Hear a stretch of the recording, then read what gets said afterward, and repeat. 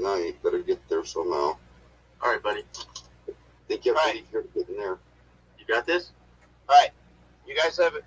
Mike. Yes. You have it, Now you guys? better get there Yeah, give him somehow. a thumbs up, Tim. All right, buddy. They kept waiting for you All to right. get in there. You got this? Take care. All right. Bye, George. You guys have it. Mike. Yes. You have it, Now you guys? better get Yeah, there give him somehow. a thumbs up, Tim. All right, buddy. They kept waiting for you to get in there. You got this? Take care. All right. Bye, George. You guys have it. Mike. Yes. You have it, Now you guys? better get Yeah, there give him a thumbs up, Tim. All right, buddy. What the heck?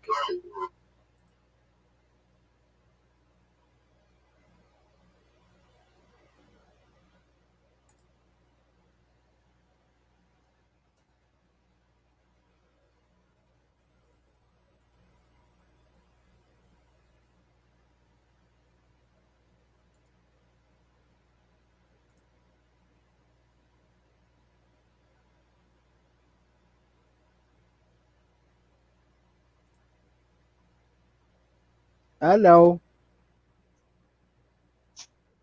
Hey, Mike. Alrighty. I'm gonna go get my Hello. What the heck?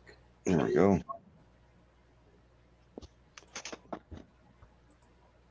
I have a little stand All right. in here that holds my phone. And I think I left the other StreamYard before Tim had because I was hearing it. Tim asking me, saying something to me while I was Xing out of it. Ah. Okay. There we go. Cans rattling. Box moving. I'm trying to get a plug-in and a light. That dark thing is just too much. I'm just gonna probably do like an hour or two, and because usually somebody's running something by 8 a.m. Yes. Like the DJ yesterday. And so See if I can make this work. I'm just gonna look here real quick and see if anybody's got stuff scheduled.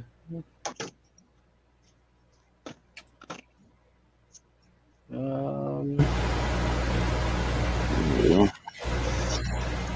I don't see anything coming up right off, so That's better. I'll be with you in a second. I'm just plugging some stuff in here. thank you, George. That's going to work.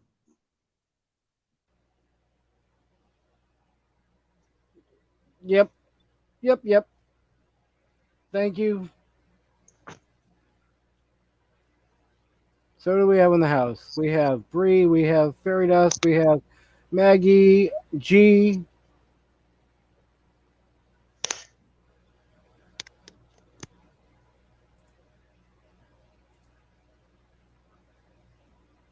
All right, let's see if I can. Troy has an image in the, just an image.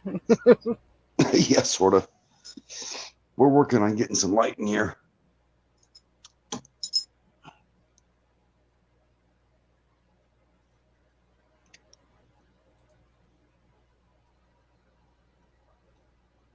Just dropping in to say hi and I'll have a good night. Thank you, Nate. Have a good night. Oh, up in the corner of the screen, you mean, Maggie?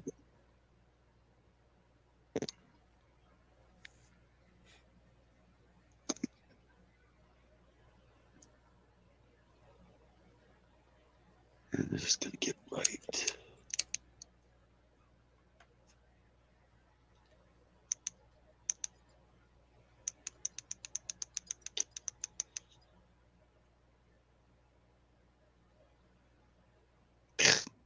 Yep. That is Uncle Traveling Matt. So.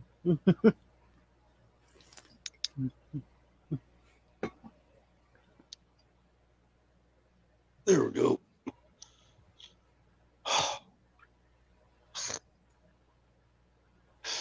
I'm being lazy. Yeah, no problem. I wonder if Dana will come over. Or if she's still She's probably heater disgruntled right now. Too mad. I don't blame her. She's not. I shouldn't laugh.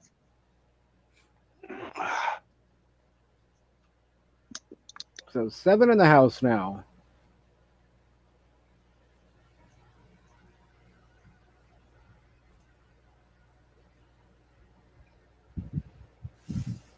Still working on this. I'm moving this arm the phone's mounted to, trying to make it work for me. Maggie, look up The Adventures of Traveling Uncle Matt on YouTube from Fraggle Rock.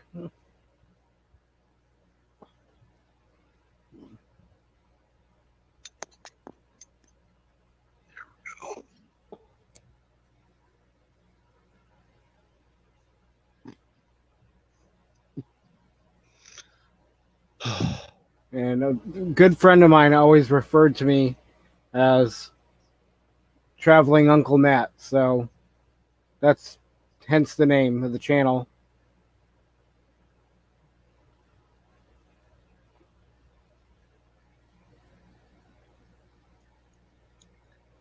So what do you have planned for later today, Troy? I'm sorry? What do you have planned for later today? Sleep.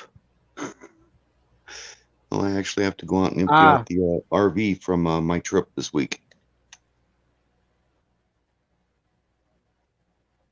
I've still got a chocolate cream pie out there. I've got cherry pie out there. I've got steaks out in the fridge. All kinds of stuff I really need to pull out of the RV and bring in the house so I can cook it in here.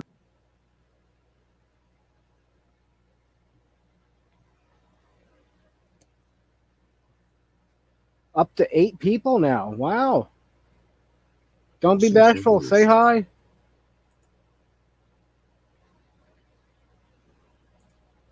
Trying to figure out a different place to mount this camera so I can actually look at the TV, because I have to look this way to see the chat. So you guys get a side view of me. There we go. We'll just give you the side view. Yeah. Pretend I'm driving. Faradust asked, are you back home, Troy, or camping? I'm back home. I got home on Friday. I left Tuesday and I was gone till Friday. It was a really nice trip, though. I spent a couple days in the woods just because. So it was Wednesday in Bend, Wednesday night in the woods, Thursday night in the woods, and came home Friday. I was amazed at what the solar on the top of my RV did at 650 watts. Even without sun on my roof, I was still charging at 4 amps into my 12-volt battery. And that was with no sun on my roof with that many watts. However, it was not enough to fully charge the battery to run the heater all night. We had to turn the heat off at 3 in the morning because the battery was drained enough to where it wouldn't run it. But that was literally charging with no sun that day. So I went from dead enough to run the heater about 6 hours. Nice. And of course, we're just experimenting with the solar at the moment. That was just a quick hookup to see what it would do out in the woods for that trip. Because our end game is somewhere between 1,300 and 2,600 watts on the roof instead of 650. But we done filled the roof, so we got to figure out other places to mount panels on this poor little 26-foot trailer. How about doing a like a awning setup off the side where you fold it up when you're parked, you put it up when you're parked, and lower it when you're got to move. I've thought about that because I have about a 13-foot slide out that only goes out 20 inches, and that's about halfway across the panels. So if I mount the panels there above the slide out, when the slide out goes out, if I just put some rollers on the top of the slide out, it would literally just put the panels up as the slide out goes out. Yeah. And that would take care of another 650 watts right there, maybe more, depending on how I mount the panels. They're 3.25 wide, so I could get it's 6.5. One more is 9 3/4. So yeah, I could possibly get four panels down the side of my rig at 5.5 foot tall, all the way along that slide out, and just literally have them all flip up in the air when the slide out goes out on their There you own. go. Yeah. And if I mounted them high enough, they could be down at like a 20-degree angle, catching sun, or I could pick them up higher on the hinge and actually aim them back over the top of my RV to catch the sun, depending on where the sun is. But again, that's at 26. That would be a full 2,600 watts. I could charge a battery literally without the sun hitting the top of my roof enough to run my heater at night every night. I mean, I wouldn't even, we're talking an overcast, cloudy day with that much wattage would charge a battery enough to run a heater in my fridge every night and lights. So I would, even in Oregon, I wouldn't have to worry about ever going without power.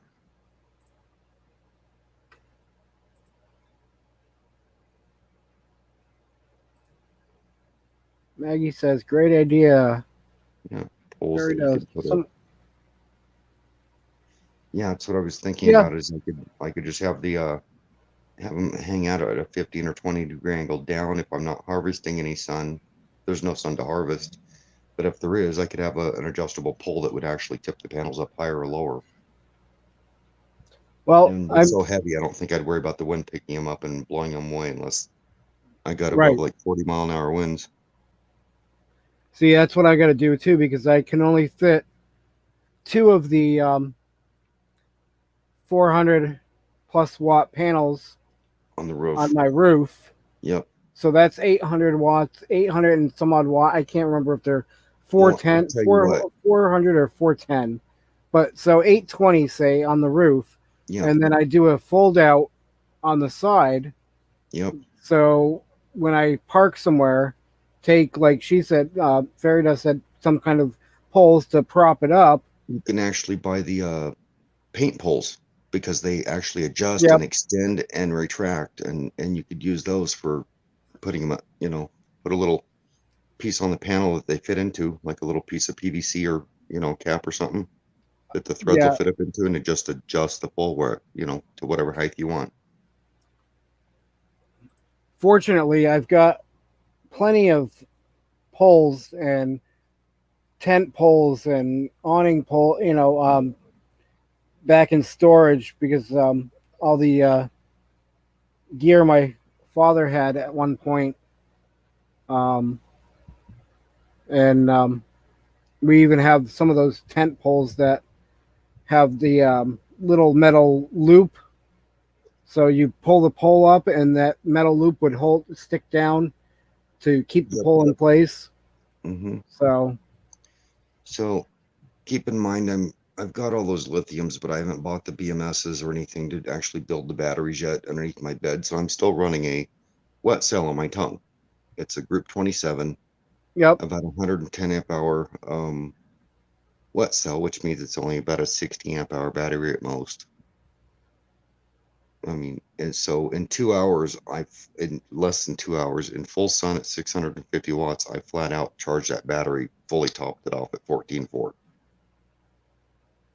So if you're going to be running that type of wattage in the sun, you're going to be able to harvest a lot of power. Yeah, and I'm still thinking the better way to go would be the 24 volt instead of one big 12 volt for me. That way I can get away with running thinner wire. You can run smaller wire, and you can double your panels and your battery bank with that up in your charge controller too. Yep. The charge controllers will do 12, 24, 36, 48. And the more volt your battery bank is, that you can double your panels every time and keep your wire size small. So, because the other thing I want to do is where I have the 200 watts on my car roof. I've got enough cable to come out the back of that car, and I have plugs that I'm going to put on the side of the trailer to plug those in and feed them into the rest of the system in here. Are those MP4 connectors? Yeah. Okay, so keep in mind when you wire those panels in series, you're going to end up with 2 extra cables now. Yeah. So you'll because you have 4 cables running off those panels to your charge controller right now into a Y somewhere. I'm guessing. Well, right now I have them running into Y adapters. Oh, so they're already into a Y, so you're not getting any Yeah. cables. Okay. Yep. So I But, just yeah, have 2 cables. yeah. But the And cables then gotta cheap. Well, you're still only um, going to need the 2 cables even in series off those. and what I'm going to do is take and snip the MC4 connectors on them and put another type of connector that is designed to be constantly plugged, unplugged, because the MC4 cables over time will wear out. The Do an clips. if you're needing to unhook the trailer from the car, just get an Anderson Yep, connector. yep. Yeah, I have that would do you. I have through the wall Anderson connectors already Yeah, that because have a cover on them. my original plan was to run the extra 4 panels on top of my commuter van and do an Anderson connector to it and harvest the sun off those to my trailer. So I wouldn't Yep. have to do a wall like we're talking about on my trailer. But the van needs to go in the shop and needs $2,000 or $3,000 worth of work done to it to actually use it. So for now, I'm pulling it with the Dodge pickup, the trailer. It's not like I don't have a way to pull it. It's just my end goal is to have that really nice van pulling it. And it's got enough real estate on the roof to do 4 more panels, no problems.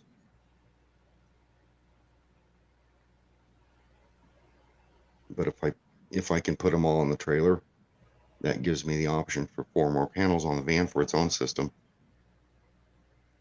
So yeah, fairy dust. That's a good. That's good thinking. Just as well. Yeah.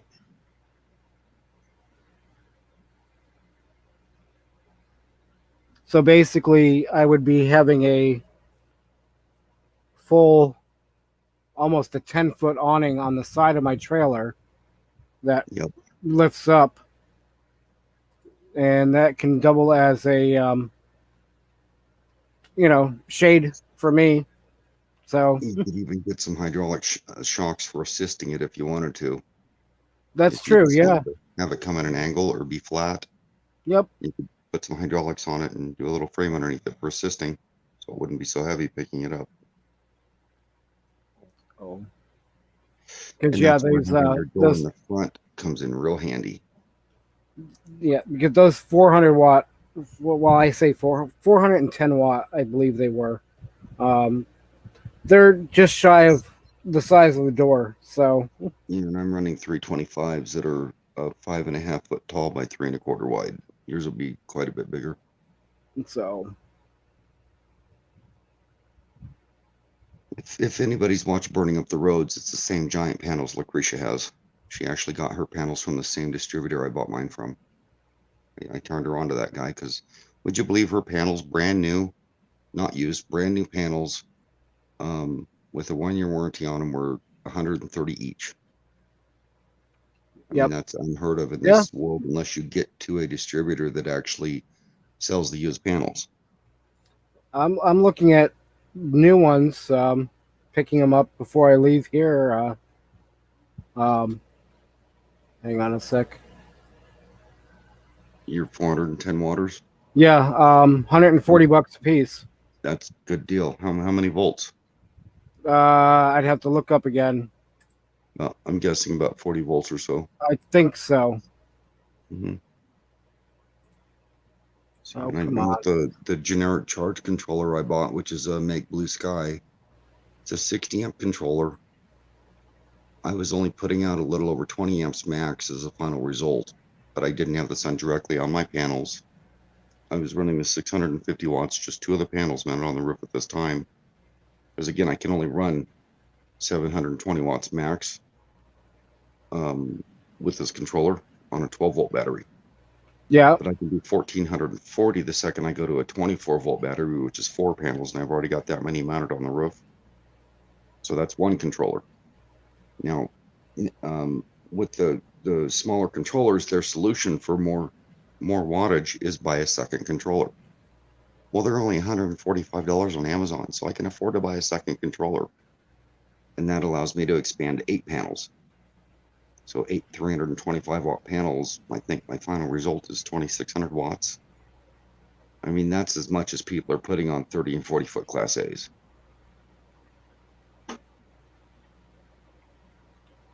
I'm just trying to see where. That's enough to live on and run air conditioners and stuff, as long as the battery bank's big. Just trying to see what. You know what's sad, Mike? I'm going to be selling this trailer shortly after I get the solar system finished on it and go into a bigger trailer. Somebody's going to love this. Well, you know, whoever wants an off-grid system, Yep. they'll be running with cash for this trailer. And I'm going to let the lithium batteries, I'm going to let 10 grand worth of lithium batteries go with it.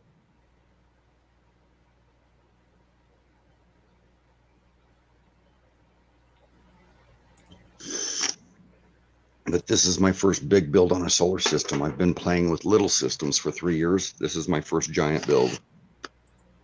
So, you know, and there's a learning curve. I don't care how book smart you are. There is a learning curve on doing solar when it comes to real world experience and actually hooking them up and the problems you run across. Yeah, Maggie, that's going to be huge. Going to have like a $10,000 plus battery bank. At full retail, just the panels alone on Amazon would have ran me almost $5,000 for just the panels. And then there's going to be about another $1,000 to $1,500 in extra equipment above and beyond the batteries and the panels. So if you add those numbers together, that's about a $15,000 solar system at full retail. And that's just the materials. That's not the labor. In the trailer blue book's at about 10,000, and I'm going to sell the whole thing for 20 when I'm done. So they're going to be gaining $5,000 in materials on just the solar panels alone. So somebody, like I said, people are going to come running to buy this thing if they want off grid. And I'm only building one. So somebody be really happy. And the trailer's only 13 years old, going on 14. It's an 07. Oh, that wasn't it. Yeah. 26 footer with a slide out. Got the big medium-sized living room slide. It's full length, but it only goes out 20 inches. Doesn't go out 3 foot like some of the big trailers do. Hold on, I gotta shut my heat off here real quick. Hang on. Be right back.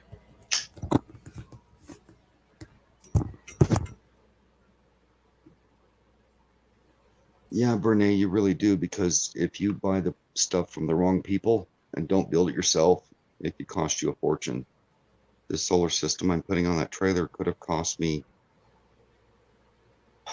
over $20,000, $25,000 just for the solar system I'm building. If I actually just walked in somewhere and said, I don't care what it costs, give it to me and install it for what I'm putting on there.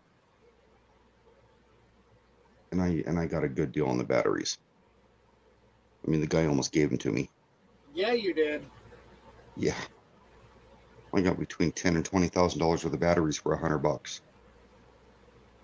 Because it was a guy did a big project and bought pallets of them, and it was his leftovers. And he liked me when I showed up to buy the solar panels, and he just said, you know what, $100, take them all. You couldn't believe he said that to me. I mean, I thought I got a good deal with these cells. Not a slide out fan. I don't understand, Maggie.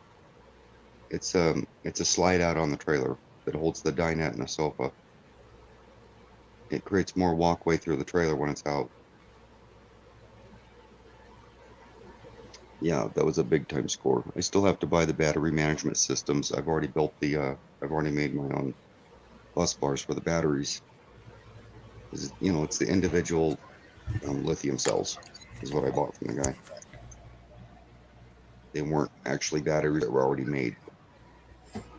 It was just the raw cells that you make batteries out of.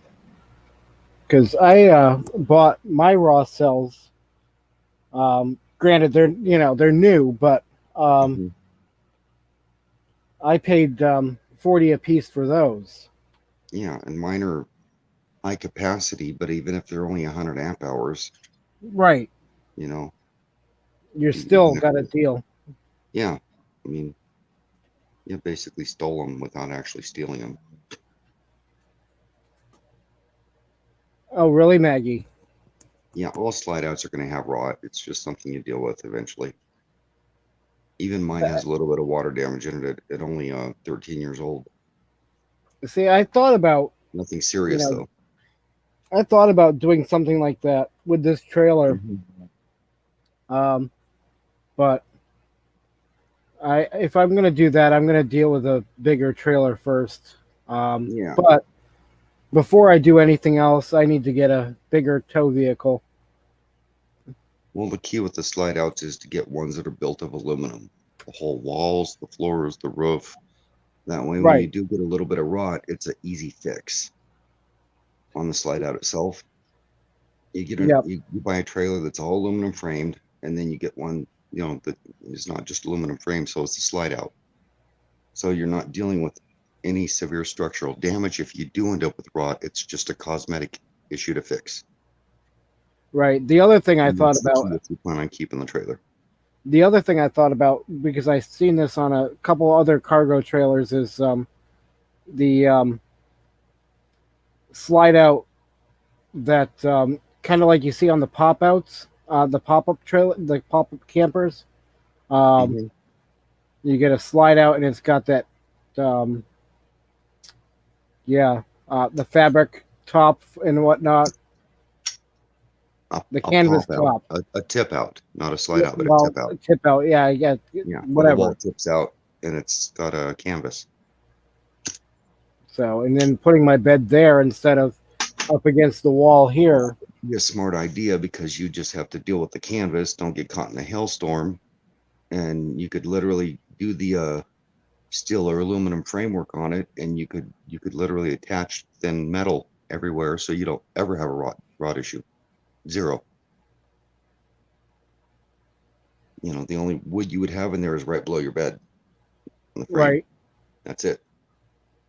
But first things first is getting a different tow vehicle. Yeah, see, Maggie, that you can't even see there's any damage in my slide out. It's just that I'm an XRV technician, so I know exactly where it is and what's happening. I have some delamination bubbling on the bottom of my fiberglass on my slide out, and I know that's where water's gotten in, and it's gonna eventually cause rot. There's no rot there yet, but just that delamination of my fiberglass is the beginning stages, and it's just a couple. It's just 2 to 4 inches, but it's along the whole slide out there, and it's solid.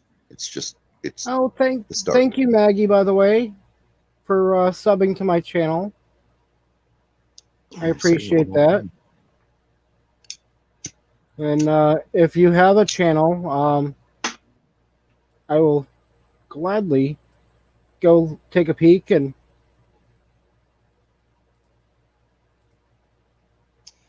Yeah,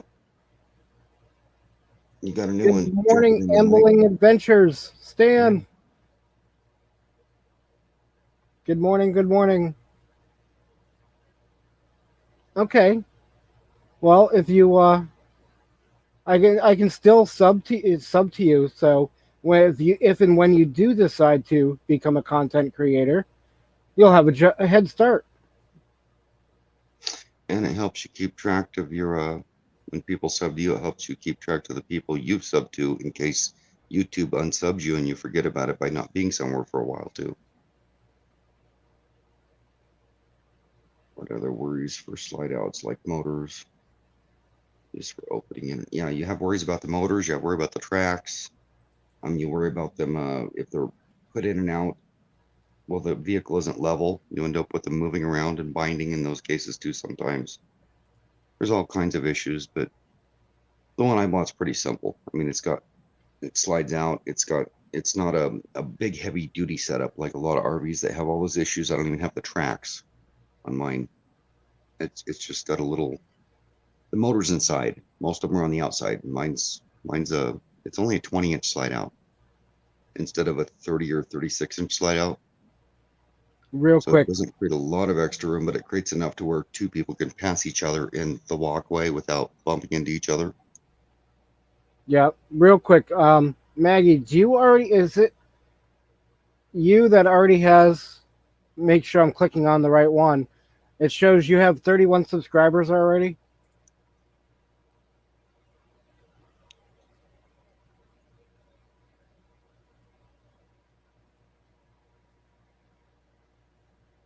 And before she answers, I believe the answer is yes, because I believe she made that comment last week in chat. There it is. Okay. There's your answer. Yep. Yep. Bad memory, but I pay attention. It's strange how the funniest things you remember, but other things you don't. Now you got one more. You're well on your way for when you're going to hit the ground running with, subs. Yeah, Brene, slide outs are a pain in the butt, but they're worth their weight in gold when it comes to living space. If you're a single person, you don't need one. If you're more than one person, they're almost a must in a trailer, because you don't have to worry about passing somebody in an RV in your walkways with one person living in it. But when you get two people in there and they need to go back and forth in a trailer, you need that extra space. And anybody that wants to click the link at the top and come up on panel, feel free to. I'll post it again just to have it in chat. And yeah, I went from never having a slide out to a 29-foot fifth wheel that had a huge super slide out in it. And the first time I went camping in it, it was like having a studio apartment. I went from a travel trailer to a vacation condo. Night and day difference. yeah, Blew my mind. I was hooked. I told myself I'd never own a trailer that I was going to stay in more than a weekend without a slide out ever again at that point.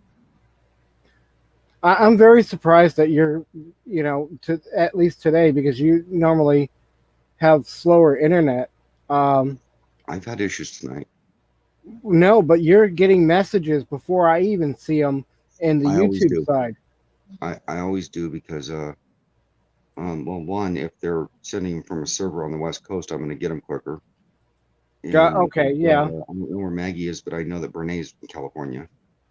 Um, And you're on the East Coast. And two, I always seem to get them on my TV quicker than anywhere. They just pop right up. and that's what was hurting me in trivia yesterday afternoon. Is I can never be first in DJ's trivia unless everybody's sitting on their hands. I won it one time ever because of that. well, on Maggie's in Ontario, Canada, so that's eastern side, Okay. right? Yeah, because Montreal, yeah. No, Montreal's Quebec. Vancouver's on the. I just know Vancouver's over by me on the West Coast, and I don't know where the rest of them are in Canada. I'm not very up on what's where in Canada. All right, it's sad that I have to bring my map up.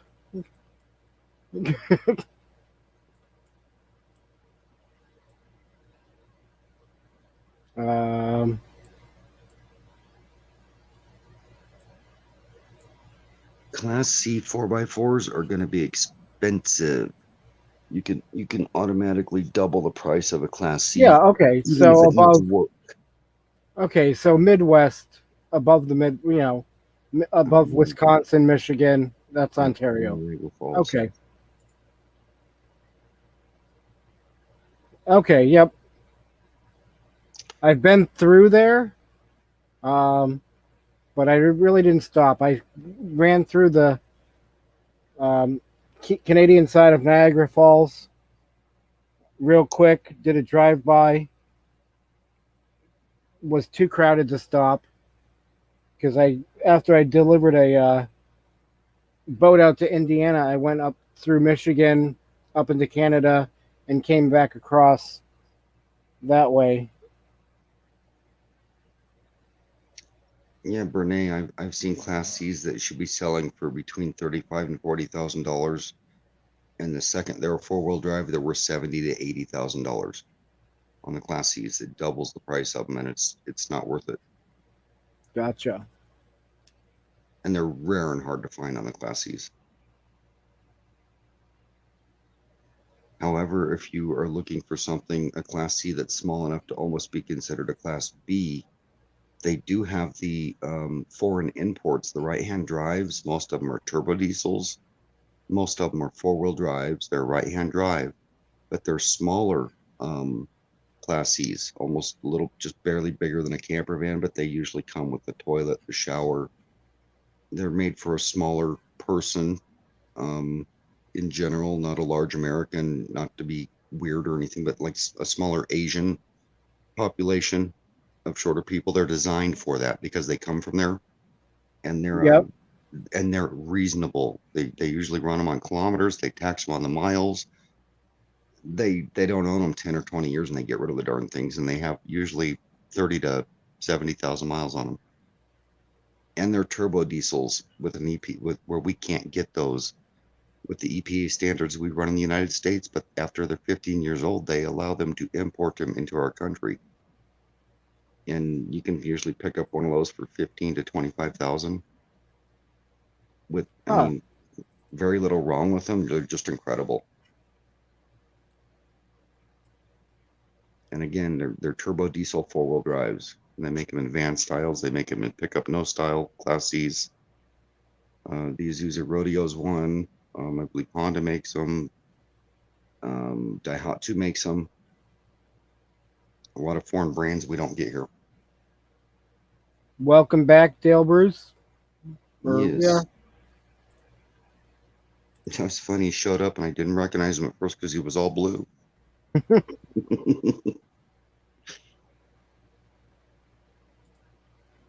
Yeah.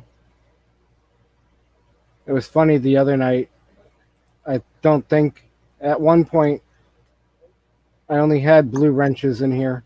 I know. It was everybody but one or two people were a blue wrench. Yep. It was nothing but blue wrenches rolling past. You know, as I get to know people and, Yes. Maggie, diesel engines last a long time because they're high compression motors and they're not made to run high RPMs. So if you have a motor that's made to run around at 3,000 to 4,000 RPMs all day long, that's a gas motor, compared to a diesel motor that's made to run around at 1,500 to 2,000 RPMs all day long, you're going to get twice the life out of that motor just because of the RPMs being lower to start with. well, just in case you want to fix something, Dale, or throw a wrench in it. Mike was throwing wrenches out so hard at people, he was leaving dents and knots on their heads. What's Gina say? You can avoid a comet, but you can't avoid a wrench.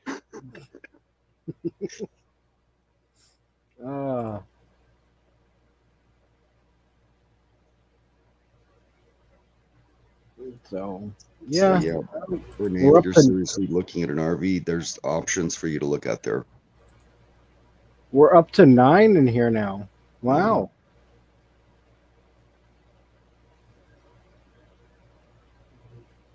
People are lurking and not chatting. Checking it out.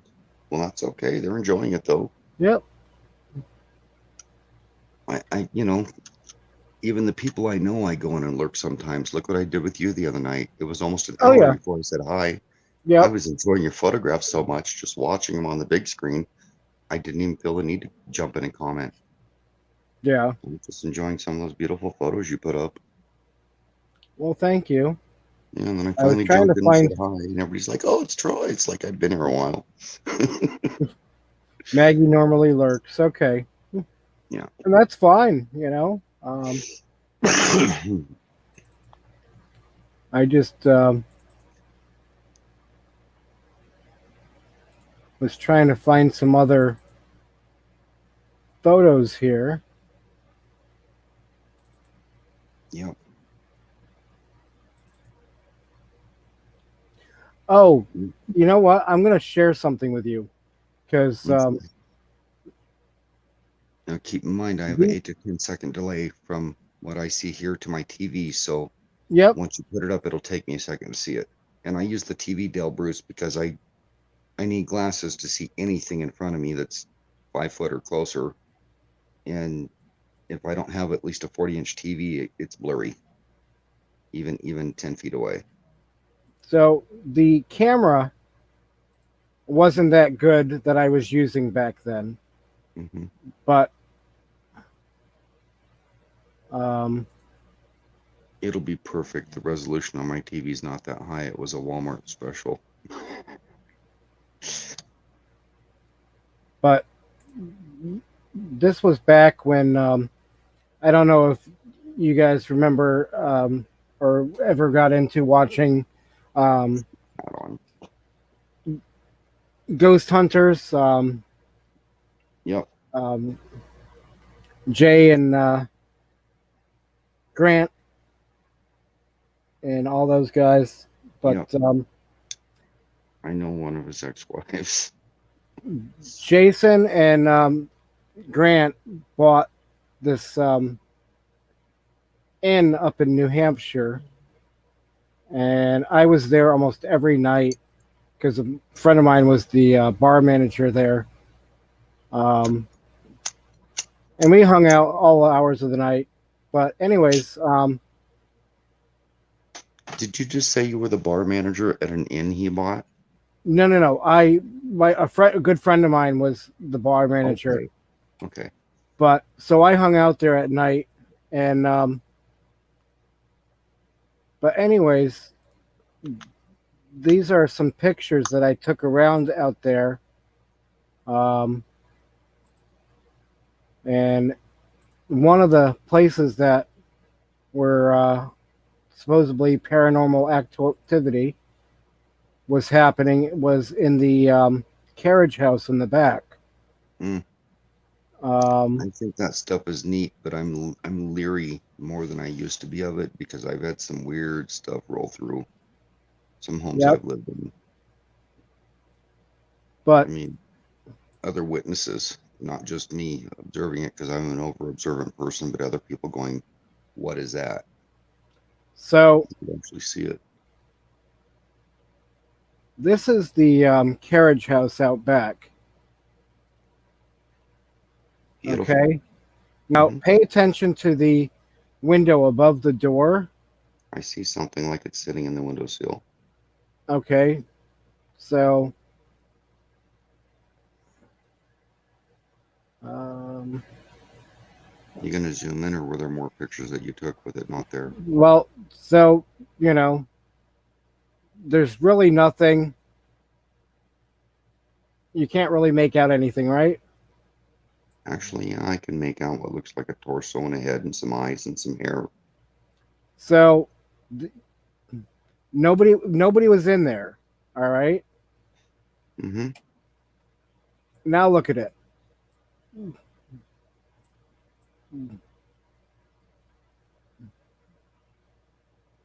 It just the outline of a person becomes more. Prominent. Yep. Even a white dress. Yep. Yeah. So No, I believe in that stuff. I've seen. Okay, I've seen black entities like black silk swirling on a ceiling in a room with other people witnessing the same thing. You know, it's like translucent black silk and it's just chasing itself in a circle. You know, just weird things. You know, you'd think you're seeing things, but other people are just sitting and looking at it. And I'm all, you see that, don't you? And they're like, yeah, what is it? And I go, I don't know. this was another Somehow, somebody. this was another spot in the inn, and it's looking down a hall down the hallway. Um, and for a brief, so it was pitch black. All right. Who made that comment that just disappeared on my TV about I want to be a ghost? I believe Dale. That's funny. There's some people I want to haunt. So this was within a matter of seconds. Nope, back it. So black, and then this, Yeah. and then it went black again. And what was that And of? we didn't know what it was. Didn't know. Yeah. There's things out there happening. Here's So another example of the same house I'm in. Something has rolled through this house in a little over a year's time, at least twice, that makes everybody want to chew at everybody's throat, fight with everybody. You're just in a bad mood. You just want to say mean things to people. And at the same time, I have fresh food we just purchased spoil in my refrigerator that should last a week or two on that huh. same day when something will roll through here and you can just feel it. It's in the air. And all of a sudden, fresh food just spoils. I don't know. And it's happened a couple times. I mean, you pull out steaks and they're frozen and they're thawing in the fridge, and about the time they're thawed, they're already spoiled. And you're the one that cut them up, put them away in the freezer, and they were good fresh steaks that you took care of. Stuff, and and then you continue to pull the same steaks out, and they're fine. But that day, it ruined fresh meat that wasn't even fully thawed in the fridge. Hmm. Just one example of foods we've had spoil on a day like that. It's only happened a couple times, but I'm a believer in all these things.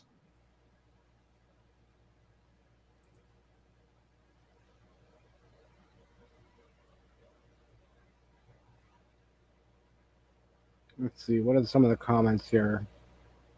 I like Casper. Post them up on the screen because they roll away in like 5 or 10 seconds on my TV. If I'm not paying attention, they're gone, and I can't see them without going Yep. away from the chat on the phone to the screen. Perfect.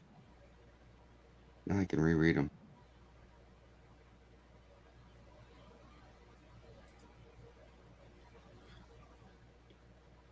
I still like Dale's. Yeah. Hope I can be a ghost because there's people I want to Yep. haunt. Good attitude, Dale. We like it. It's like I always say, my little saying is I can't die anytime soon because I still have too many people to piss off in this world. That's right. So, That was my attitude in my 30s. No time to exit now. I got too many people to piss off. I'm not done. yep.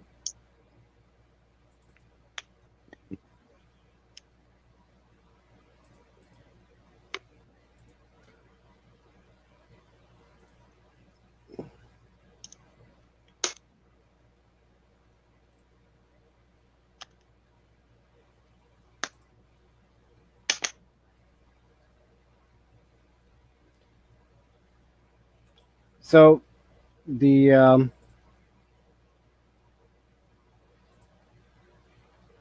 hang on one sec.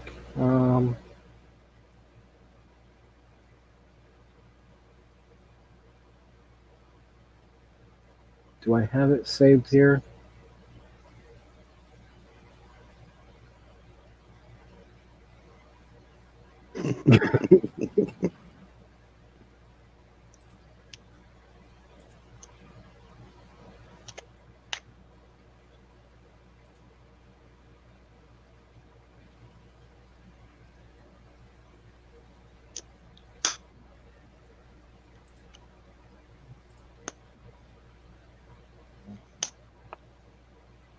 Oh, I like some of these ideas for He's going to be the friendly ghost. people for flooring. Mm-hmm. I love this idea. I used to do floor covering. Imagine walking into a room that has this on the floor. We've done some pretty cool floors. I'm waiting for it to come up on the TV. And Yep. there it is. Yes, that is correct. I've seen all kinds of stuff like that. It's like that you can walk on that's already done. You just got to clean your floor and install it. yep, yeah. But yeah, I've seen. I've seen all kinds of things like that that people have done, and it's awesome. Yep. My doctors get more than I make too, Dale. uh, just trying to find this. It's like I have doctors insisting they want to do a sleep study on me. I don't want a sleep study. I don't have any issues short of pain that keep me awake, but they want to do a sleep study. It's like, what good is that going to do? I don't get it. They didn't do them 20 years ago on people, or so. And then you pull a person out of their environment and put them in a strange building, in a strange bed, and you expect them to go to sleep so you can study them. Here I am awake at 4:09 in the morning. Oh, here's another one, I believe.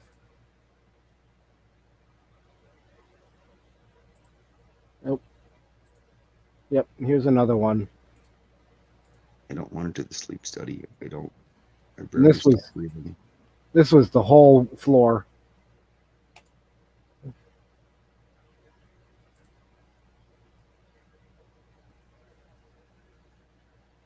And here it comes.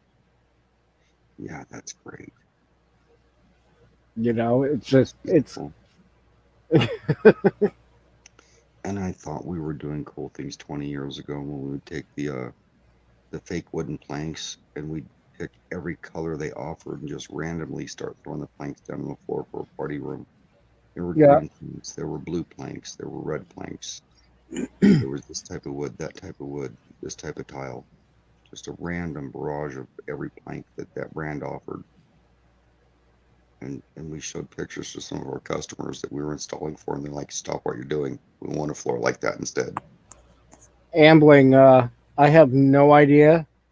Um, I was getting these ideas from just off the internet, but I could imagine paying a pretty penny for something like that.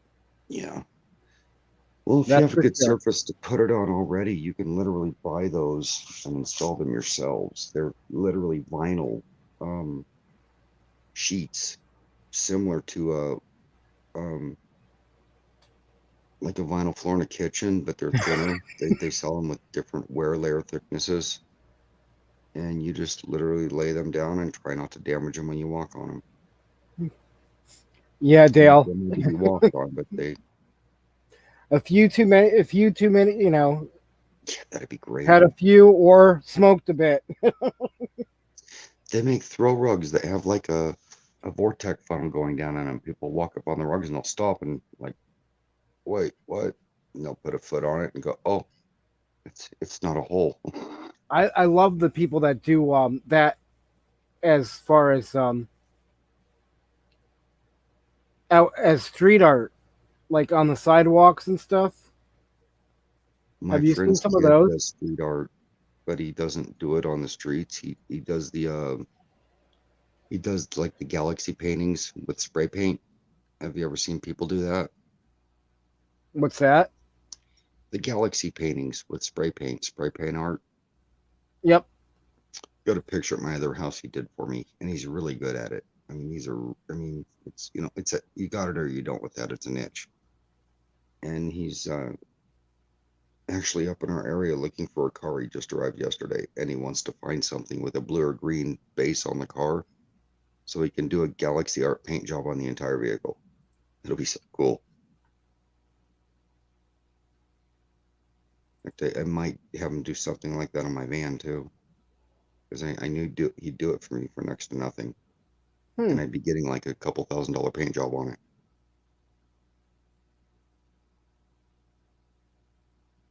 Just trying to see if I had anything else. Thank you, Dale. I think the sleep study for me would be a waste of time. I know what my issues are.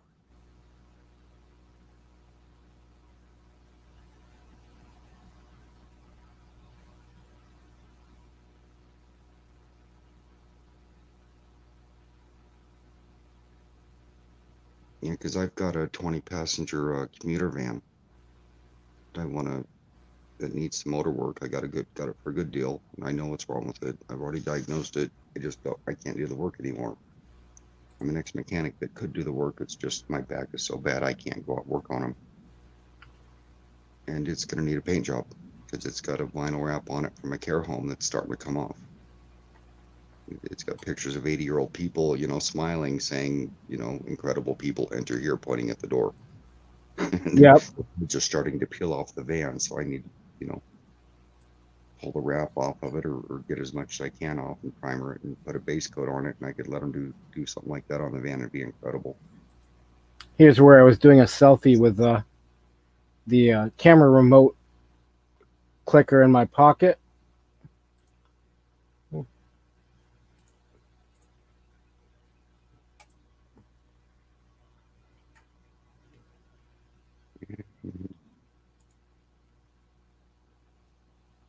Here it comes. Nice. Yep. But that was pre-stroke. The CPAPs need a lot of cleaning too, Maggie. They're actually a bacterial hazard. Without regular cleaning, can cause more damage than good. Yep. I had one for 4 years. I used to be the guy cleaning them for people that I took care of. And now I don't have one. And so far, so good. So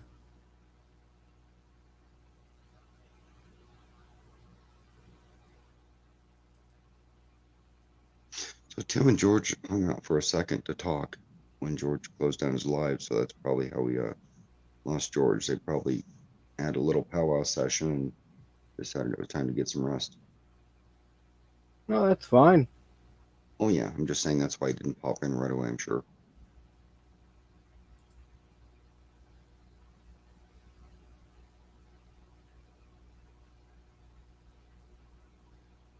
Just trying to keep people entertained over here. Yeah. I will be right back in about 30 seconds. Yeah. Okay.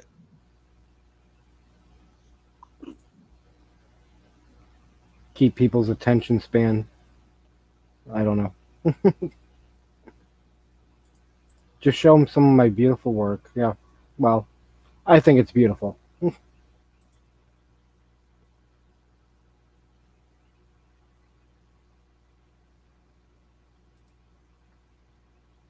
Oh. Hello, Solex. Oh, yeah, you gotta turn that thing on. Ta-da!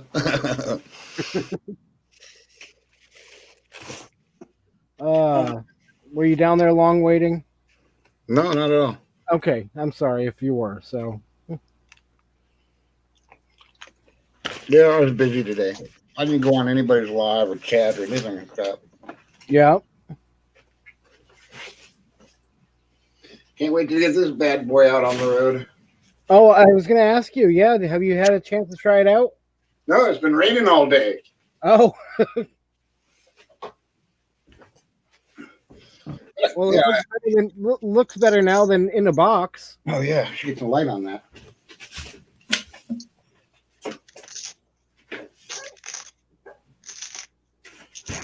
Nice. Yep. Yeah, I, they gave me a set of saddlebags too. nice. Maggie said, They never said anything about saddlebags. I think they felt guilty for waiting me for making me wait a month and a half before they sent it.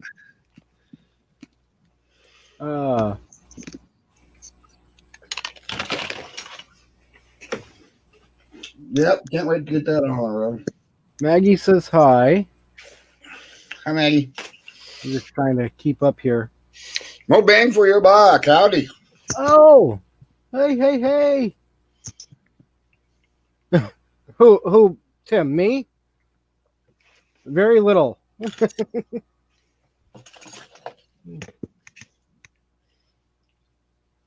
If you want, Tim, come on up. Mine's not a Dan, condition. if you want, come on up. Everybody, come on up if you want. Wow. Wow, Dale.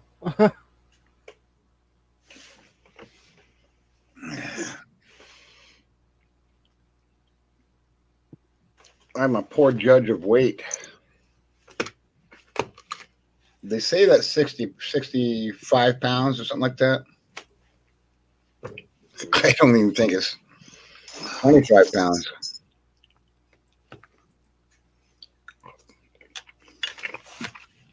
How's that?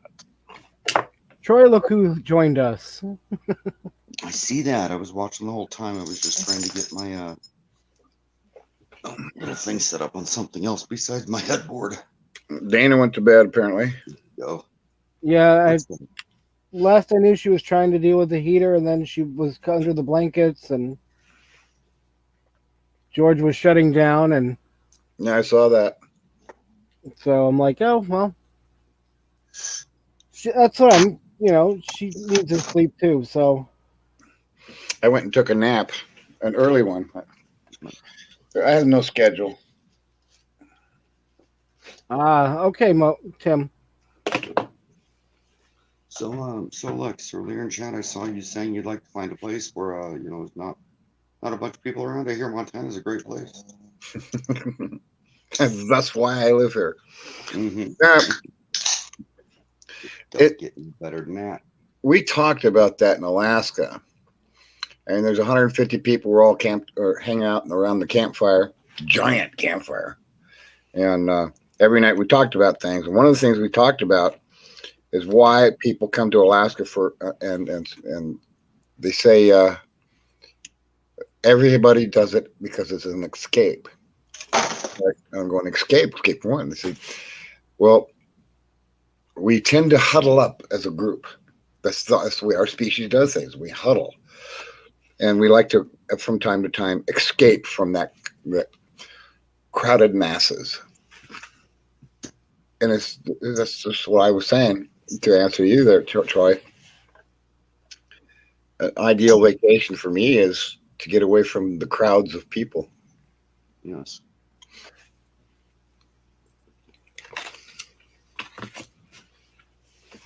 So I see Mobang hopped in. Who else besides Solix here?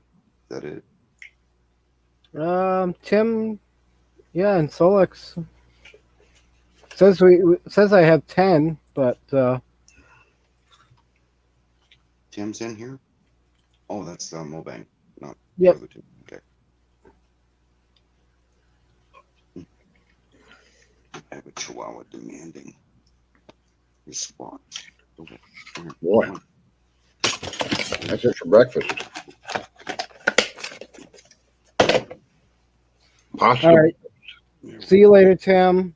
Safe travels later. If I don't see you before tomorrow, I'm sure I will, but if not, safe travels tomorrow. And hello, Dale Bruce. And Ambulating Adventures. Stan is in the house. Yep. So I saw something about somebody being in a van in 39 degrees earlier. Yes, that's Tim. Need a battery type heater. What's up with that? I was gonna ask that.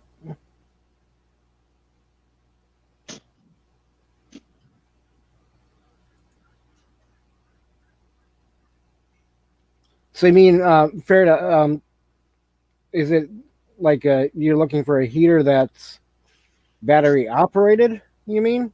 Runs on electricity. Or that plugs in? I'm guessing battery operated. I've not been finding a battery heater that's not going to just suck and drain batteries. I have not found that yet.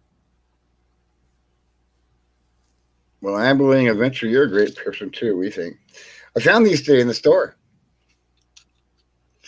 This is quite literally the best pin flashlight I have ever owned.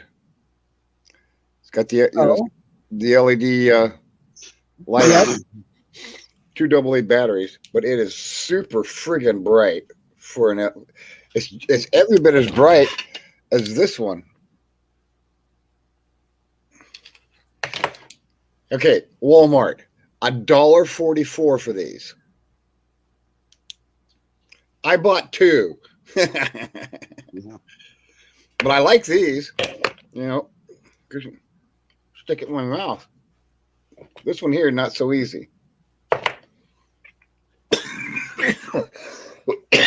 Well, comes in red and black. Next time I get to Walmart, I'm going to get me some more of those. Store them up in storage. So, ambulating adventure, Stan. Yeah, I like these little chats that are quaint with people. You can go up on the panel. I mean, I'm sitting here in bed talking to you guys. If that ain't comfortable, I don't know what is. Another dog wants underneath the covers. There you go. Go ahead. They're chihuahuas. They like being next to warm bodies. And as for the minivan thing, help me guys. What are those little heaters with the candles and the clay pots? If you could Yeah. set up one of those, make one of those or set up one of those that you're secure running with the candles in it. It's secure in an area you wouldn't bump or tip over. I hear like those on a flat part of a dash, or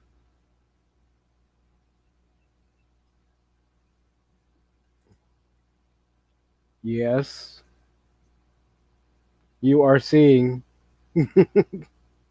Ooh, the e-bike. I'm still catching up on Solix's videos. I think I have 2 more to go. 1 more to go.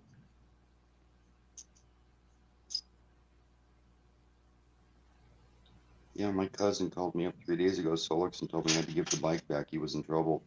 Looked just like that one. Yeah, Bernay. I don't. Other than like a small. I don't know.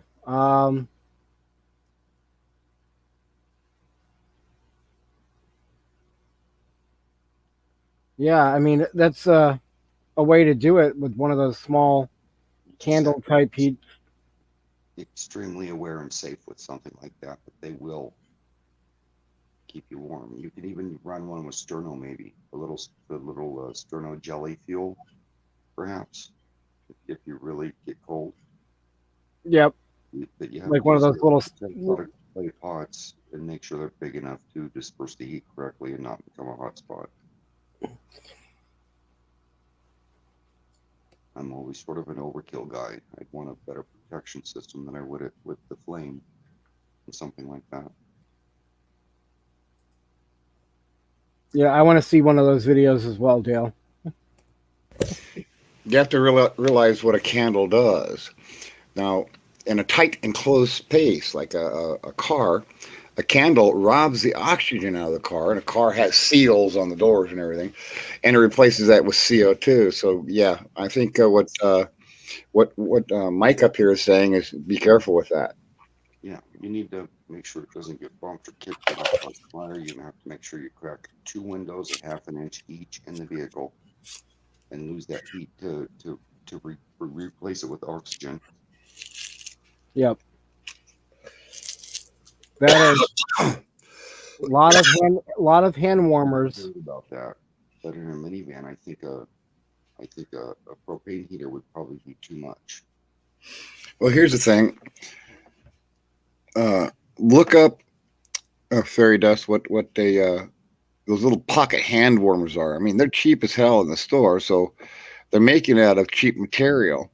It's things that you can find anywhere, and make your own hand warmers and make a vest. Sew little pockets on the vest and stick them in there. Instant heater.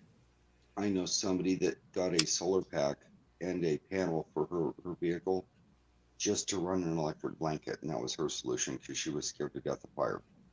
There's one solution there for you. Just your sleeping area.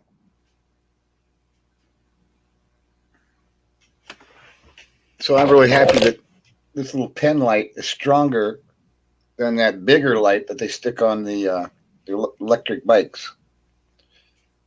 That's pretty darn good pen light, you know. They make some rechargeable Cree T6s that are brighter than car headlights to stick on that thing. Tail. I put one on a bike. It had low, bright, and flash mode. If it was raining out at the coast and I put it in flash mode, it blinded everybody that I was coming at. They could not see out their windshields. I would ride that bike wearing this hat, but my cowboy hat, no, that's going out. That hat is for going out on the town and painting the town red hat. Yeah, I've been in 50, 60 mile an hour wind with this hat on. It ain't come off. Dare you to do that with a ball cap, even.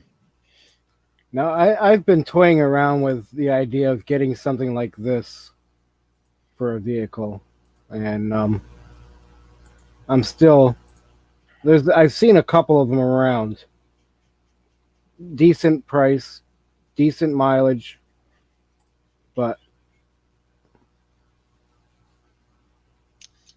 I think the heaters rob too much out of a battery to last very long. Hey, that's the same exact van I have sitting out in my driveway. what's that?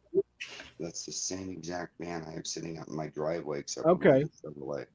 That's also the same exact one that I think it was Georgie was showing for $300, but it was just the shell. Gotcha. But And that black spot down on the bottom is actually the condenser for the rear air conditioning, which still works for the one I bought. So how much does that one cost?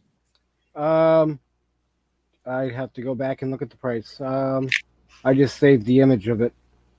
30, 40,000. I'm thinking. No, I would say no. Like 11. 11. Really nice. 11,000. Hang on. You can pick up a 2008 with a Chevy diesel in it, with the Duramax diesel for between $10,000 and $15,000 with around 200,000 miles on them. I could come up paying for a vehicle like that, but only no higher than $100 a month, and that's if I was out in my RV. Can't come up with any more money than that. I don't think you're going to get somebody to finance 10,000 at $100 a month. I know. Screw the little man. How'd your operation or your appointments go, Troy? Sorry? How'd your appointments go? I don't want to talk about it. I didn't Okay. like the way the doctor acted.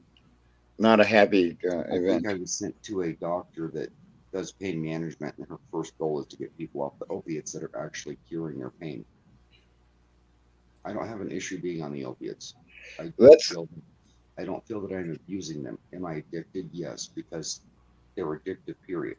Yeah. Am I addicted to not being in pain? Yes. But do I misuse or abuse my medications in any way, shape, or form not prescribed by the doctor? Never. Ever. Well, let me tell you something about that, Troy. I was prescribed a lifetime supply of hydrocodone acetaminophen, and that is opioids, one of the most addictive kinds. Yes. And I said, I don't want this. It's really messing up my system, and so I just quit taking them. And I live with. And if she's there to help you with your pain management, no.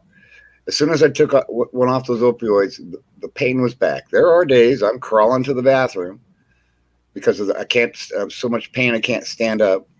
I can't sleep. The reason why I don't sleep, if I'm down for more than an hour, the brain, all that blood to the brain, unbelievable pain. So if she's taking you off opioids, she's offering you more pain. Yeah, I know she is, and she's offering me some other drug that's an opiate. That is here's an example. I talked to somebody recently that was addicted to morphine, and they were going to kill themselves using the morphine because they were using it as a drug for their pain, but not using it as prescribed. I don't have that issue, and this person, his wife told me, this doctor saved his life by putting him on this and getting him off of that drug. I'm not abusing it. Yes, I'm addicted. Yes, I'm using it for the pain. And I tell you what, I have no quality of life. I'm one finger pull from a bullet in my head without the pain pills, in my opinion, because it's that bad. Well, they gave me a bottle. Without these pills, if I move wrong, I hit the ground and I can't get back up for 3 days.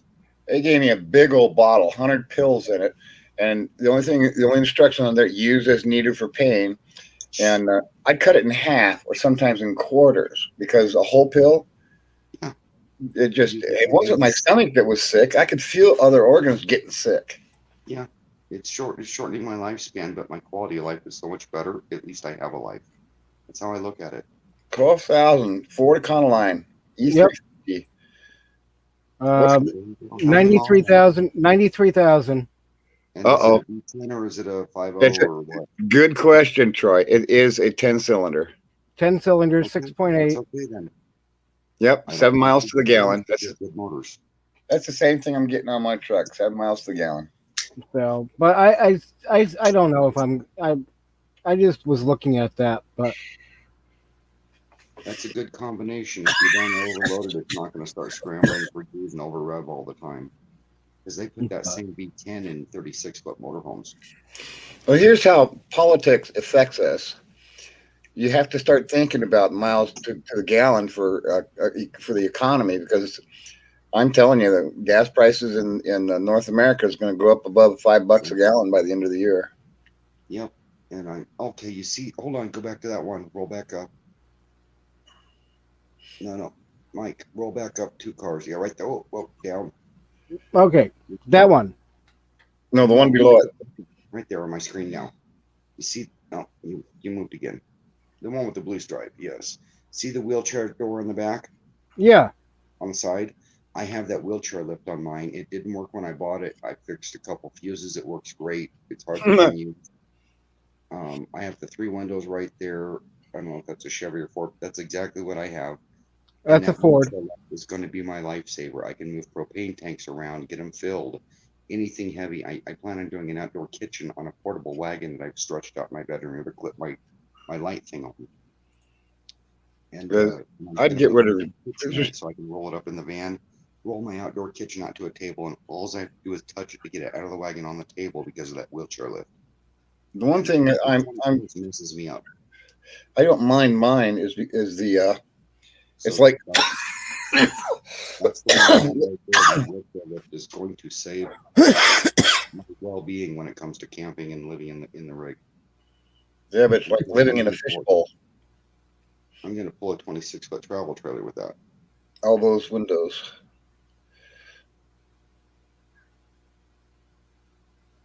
So yeah, and Stan, I agree. It seems like a fair price.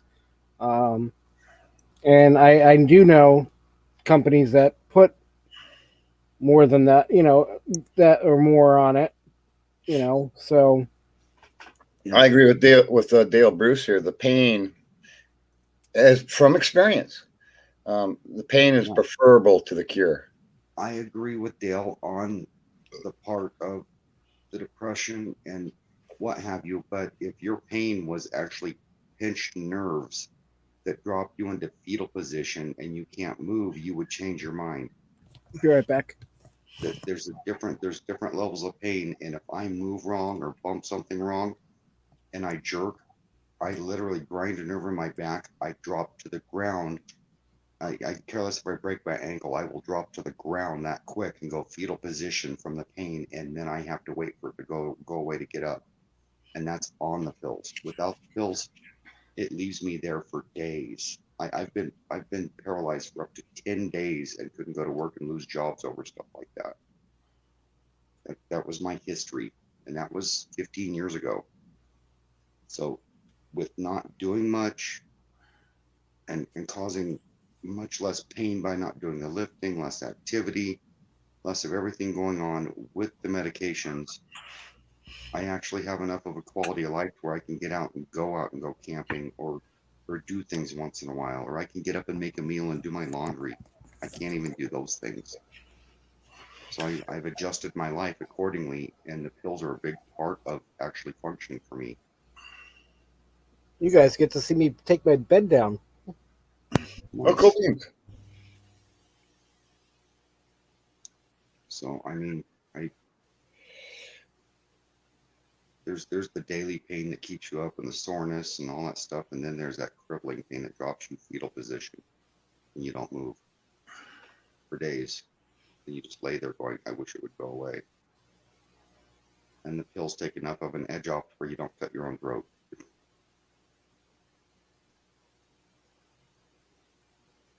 And there's nothing they can do for me because it's it's a bone disease disintegrating my vertebrae, shrinking me, causing all this.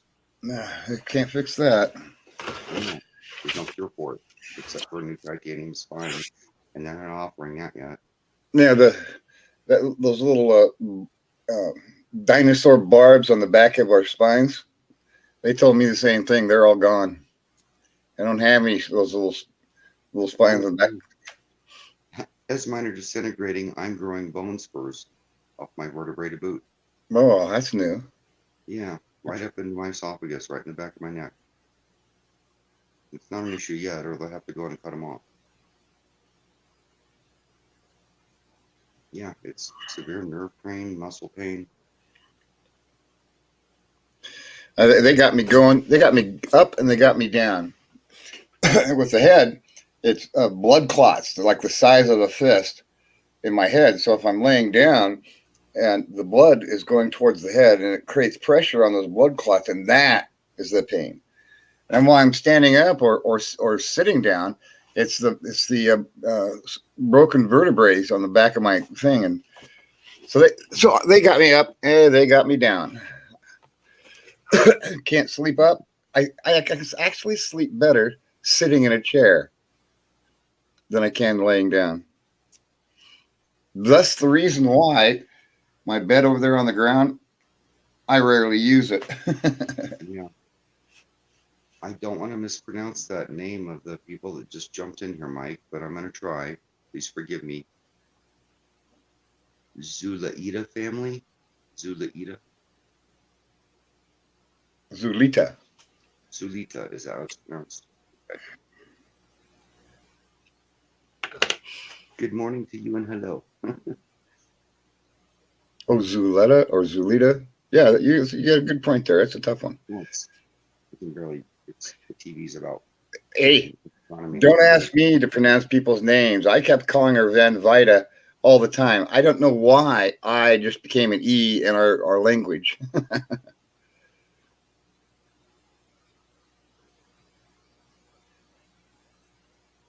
Then you look at other things like Well, you know. Fuji. No, what is it? Somebody said Fi something I, Fiji, Fiji, Fiji, and it's spelled with two I's. Come on, I don't get it. Zulita, I don't know. But welcome. I'm butchering your name probably, but Yeah, Dale, when I do sleep, I have to sleep on my stomach and pull my left leg up as high as I can get it to unpinch the nerve as best I can, or I can't even sleep. But yeah, oh, and I'm a homeowner. I've got a home paid for. I cannot. Oh, in the last 10 years. hang on, guys. Hold on, guys. Didn't see that. Maggie, be back in a while. So, Okay. I'm only going to be here probably another half an hour or so, but thank you for stopping in. Take care, Maggie. See you in a bit, hopefully. So The same thing with Dale Bruce. It's the exact same thing. You have to teach yourself how to sleep sitting up. That's a new one. yeah. Well, my thing is, I worked all my life to pay a home off, and now I'm unable to maintain it. And I've been a contractor. I've got all my own work in my home because I've lived on a tight budget all my life. And I've been unable to do any maintenance on my home in the last 10 years, and it's starting to fall apart pretty bad. I cannot own a home anymore. So it's time to sell it before it's not worth anything. Buy an RV, get in it, and that's something that I'm not going to have to worry about as much maintenance on. I don't have shops to repair. I don't have a yard to take care of. I don't have paint peeling off my front entry. You know, I don't, all these things that break down in a home, there's not nearly as much in an RV to worry about breaking down, in my opinion, because I've been an RV technician, a mechanic, and a remodel contractor. Those are my three main, you know, career things I've done. Do you guys remember the old fruit stripe gum? Juicy fruit. No, Zebra fruit stripe with the zebra on it. Juicy fruit. Yeah. Juicy fruit was different, Mhm. but this is so true about this gum. Hang on. What about it? I said, you guys remember this old gum Yes. with the zebra on it? And I said, this is so true about this gum. Oh, and you're gonna put a picture up. Fruit stripe. You know, I honestly have to say I don't know that gum. Oh God, that's God, old, That's old. what But the, that's what the package looked like. Yeah. But exactly enough gum to last about 28 minutes. Yeah, because you'd chew it and all the sugar was gone in about, you know, a few minutes. That's Yep. hilarious. Yep. Did not last long, the taste. Probably wasn't popular and didn't go in fat or style. And then they started saying the same thing about all gum. Yeah. And so the big push with gum makers was to make the taste last. And they came out with a new gum, Bubble Yubble. That one lasted with the taste. Hubba Bubba. Bubble Yubble or Yubble Bubble, something Hubba like that. Maybe it was Hubba Bubba. My sister taught me about gums. It's not actually gum anymore. It's actually a new chemical compound formula that's like gum, and the flavors that they put in there are actually another chemical compound that are made to hold the flavors in them and release them slowly over a period of time so they don't lose their flavor, Right. they don't lose their volume.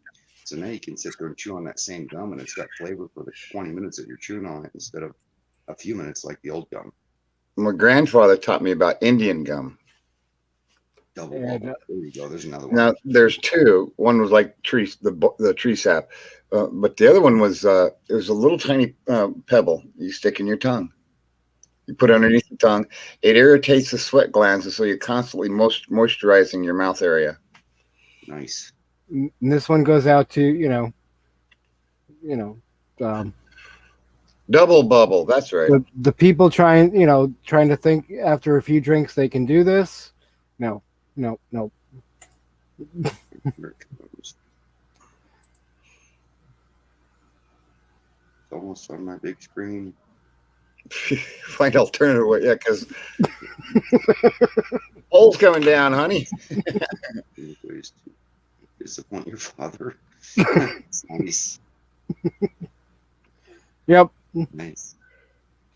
There's a strong message. That's a good Good moral message there. Well, I had one that says that showed a picture of a stripper, and says, she says she does it for the money or to support her family, blah, blah, to buy food, blah blah blah. And the next thing it says, she didn't appreciate having me throw cans of food at her or something like that. Yep.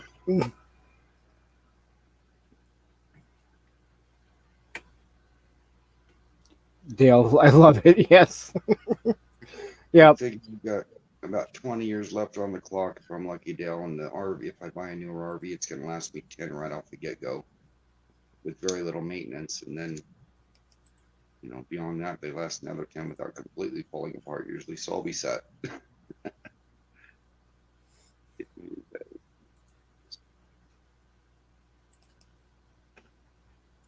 Oh wow. 19 views on my last video, and it takes a month for me to get 19 views. It's limits, you know.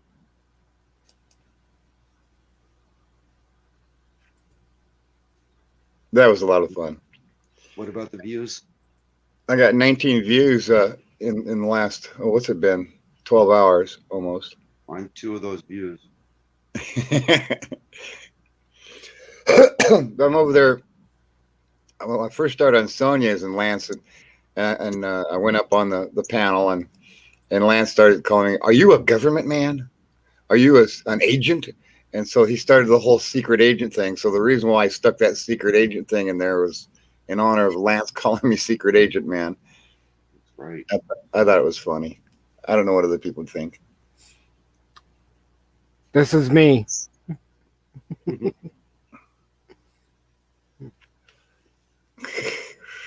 So Solex, earlier on George's, Christian was laying in here next to me snoring, and my screen was dark, and they thought I'd fallen asleep on him. They thought it was me snoring. It was hilarious. Yeah, I know. Boomer was doing that for Lance. Boomer started snoring, and boy, that dog is loud.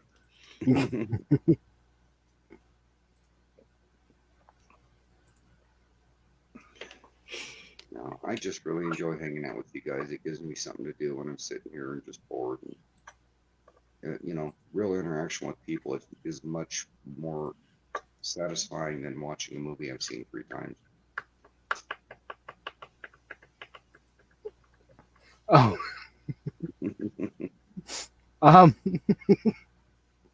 This is for yeah. I you guys don't do much on Facebook, but this is fitting for what some people drive around in on these.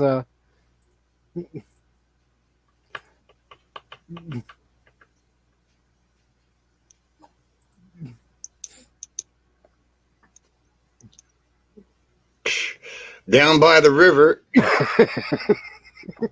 in a white van.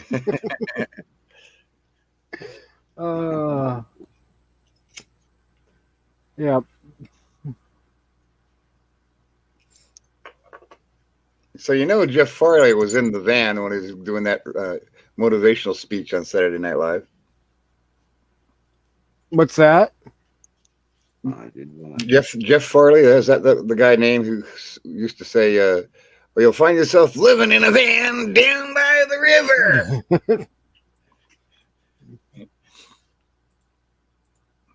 There's Bongo.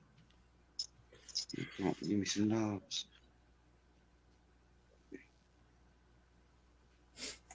I won't share that one. Friday night they had people were telling jokes in the chat and everything because they were telling jokes up on the panel, and I don't know very many jokes that I can remember except for a few. And one joke that I can remember, there's no way you could type this out. There's not enough room in the chat, and it goes like, and it says it's not a religious joke, so to speak, but just that's the characters that you use. And so it was Jesus and Moses. They were out one day, just lounging back. The world was going pretty good, and they were bored. Bored. Nothing to do. So Moses comes up and says, oh, no, it was Jesus, if I remember right. Comes up to Moses and says, let's go play a round of golf. And Moses goes, oh no. All right, but I get my usual handicap.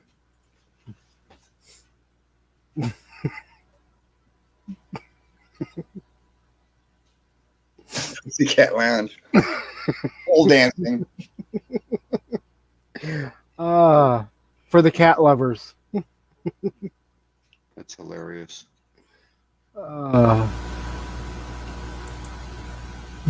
So they got up and headed on down to the golf course. They had to go through that park to get to the golf course. And there's this old guy sitting there, and he was feeding the pigeons, except there wasn't any pigeons there. That guy was bored. And the great humanitarians that Moses and Jesus always says, why don't you come play some golf with us? We'll get our minds out of the gutter of thinking of boredom and go play some golf. And the old guy gets up and he's scampering along with them and everything. He gets to the golf course. So Moses goes first and he gets up to the tee and smacks that ball with all the power in his body, and it just starts slicing off to the right really bad. Right for the water trap. Not a problem for Moses. Raises his cane, the water's part, the ball rolls right through the water trap, up onto the green, 2 feet from the hole. And Jesus is over there, yeah, like you need a handicap. So Jesus gets up there and he smacks that ball with all the power in his body and starts hooking off really bad to the left. And Jesus goes, and wind comes up, catches that ball, plunk, plunk, right next to the hole. And Moses goes, yeah, see? So the old guy gets up there and hits the ball and dribbles 2 feet off the tee. Squirrel over across the street in a great elm tree comes racing down there thinking it was a giant acorn. Goes there and grabs onto that golf ball and tries to scamper down the fairway. And an owl on the other side of the golf course sees that squirrel, swoops down and snatches that squirrel up. And as they're flying through the air and the squirrel gives up the ghost, drops the ball. Plunk, right in the hole.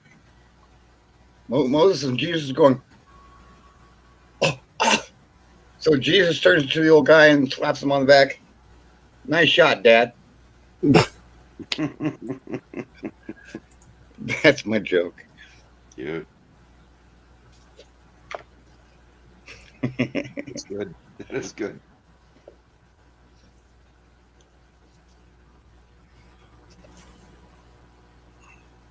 The things you see when driving the back roads. I ended up on this logging road, 14-mile logging road that went between Maine and New Hampshire. And this is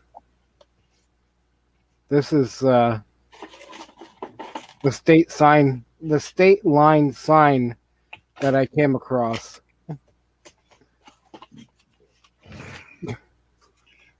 State line of me? Oh, New Hampshire, Maine. New Hampshire, Maine. They couldn't even put a real state line sign up there. That was somebody's good sense of humor because somebody else shot the old one down. So, but back on an old logging Or- road. Or they couldn't afford the sign and somebody posthumously put it up there for them. This sounds exactly like my Chihuahua.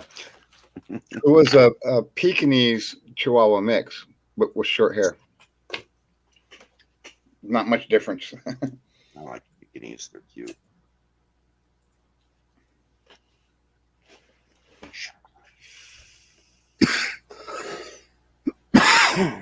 Budget problems, that's right.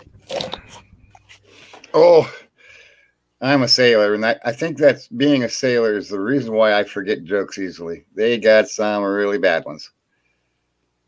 Nasty. So have you charged that bike up and taken her out for a spin yet?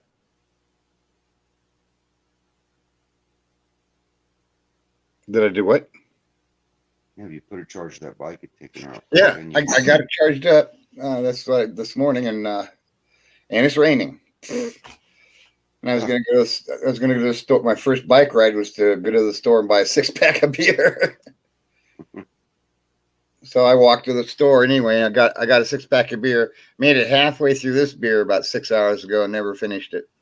Just didn't. It's got to taste right. It's just if it's not right, there's no point in drinking it. I agree. Yeah.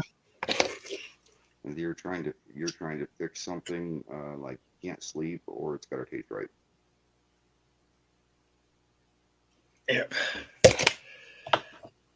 That's another interest that I had in cannabinoids. Is that the story about that is that it's like a drowse medication, makes you drowsy.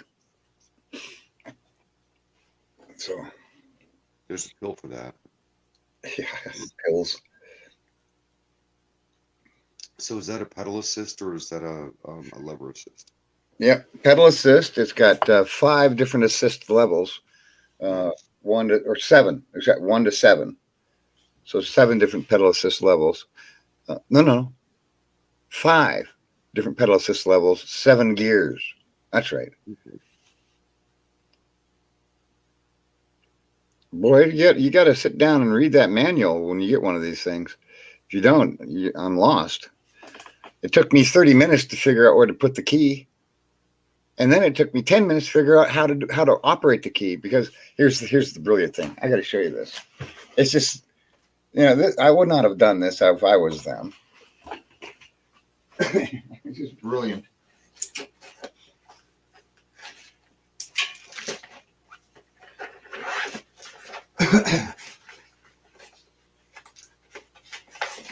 So you get a manual, and the cool thing about rock people.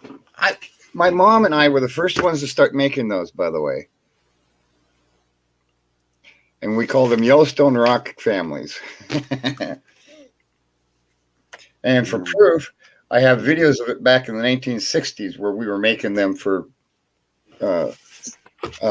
prizes at family reunions.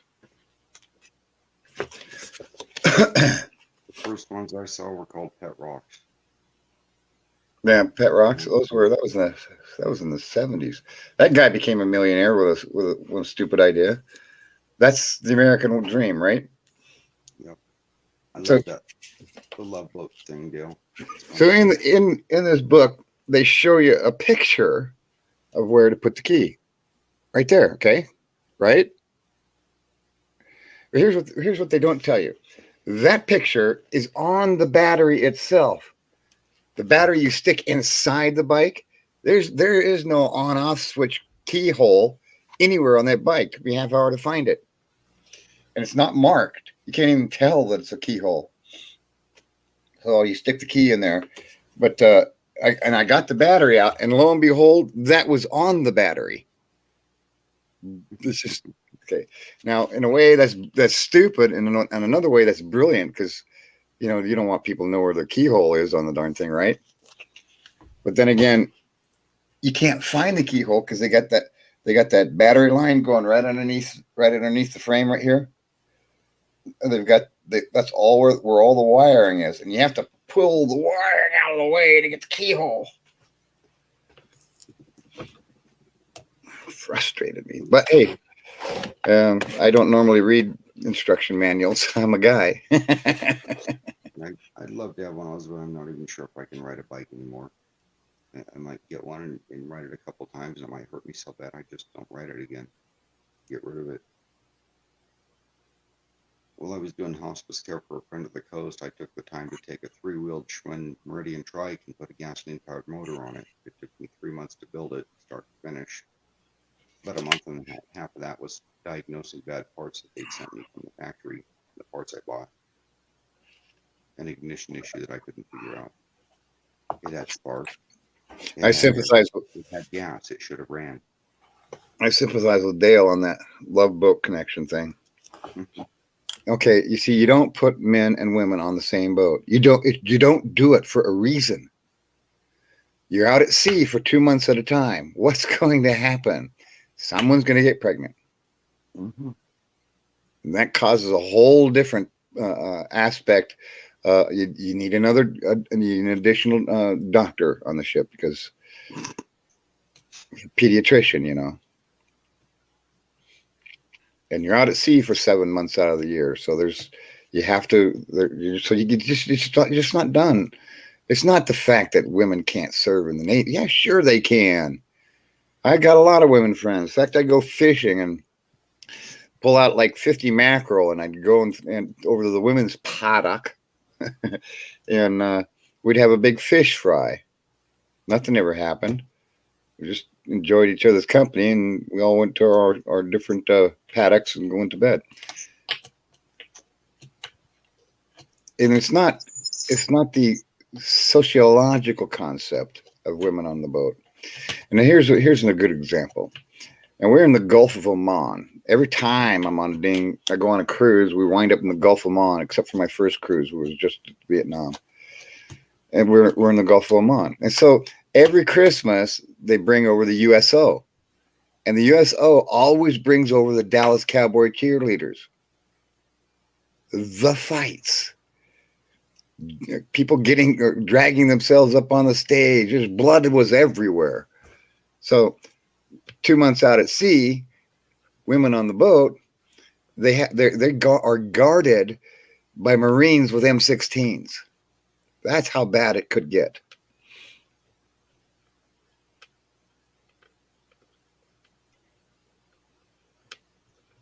So I finally finished that bike down at the coast, and I started riding it.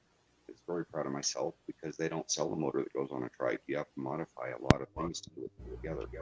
I love challenges like that. I was riding it around. I rode it around for probably a month or so, maybe 6 weeks, and it fell to plug. I was 2 miles from the house when it fell to plug, and I had to pedal that thing home. When I got back, my spine burnt. It was on fire for 5 days over pedaling a trike for 2 miles. I felt that. Has anybody else heard about this? The eruption, minor eruption in ice. Right. A dormant volcano that's been dormant for thousands of years. Yep. There's a seismology live stream in California, and I was in there a little over 2 weeks ago, and they were actually doing a premiere on it, and the person that runs it was explaining that something's got to give because there's not a normal amount of seismic activity, and something is building up somewhere, and maybe that's what it was. Who knows? You know, Dale's got a point. Talking to a tin can, it just spawned a memory that an experiment that I want to try. You know how you can pick up a tin can and then hold it to your ear, and you can hear that white noise really good.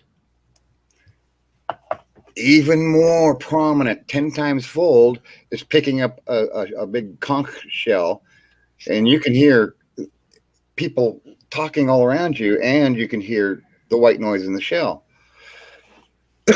So that gave me an idea to crush up the shell, and then use it as bits or even paste on a dish, and create a new form of parabolic mic parabolic mic. Because the parabolic mics that they got, they're not really that great. No. And that's because they're not using the proper material that to bounce off vibrational pattern signals. The noise. I agree. Those seashells are designed to do that.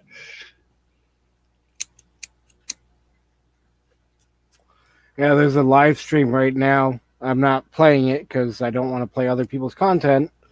So it's just the screen still. That's actually a live view right now of it. Oh, wow. Thank you.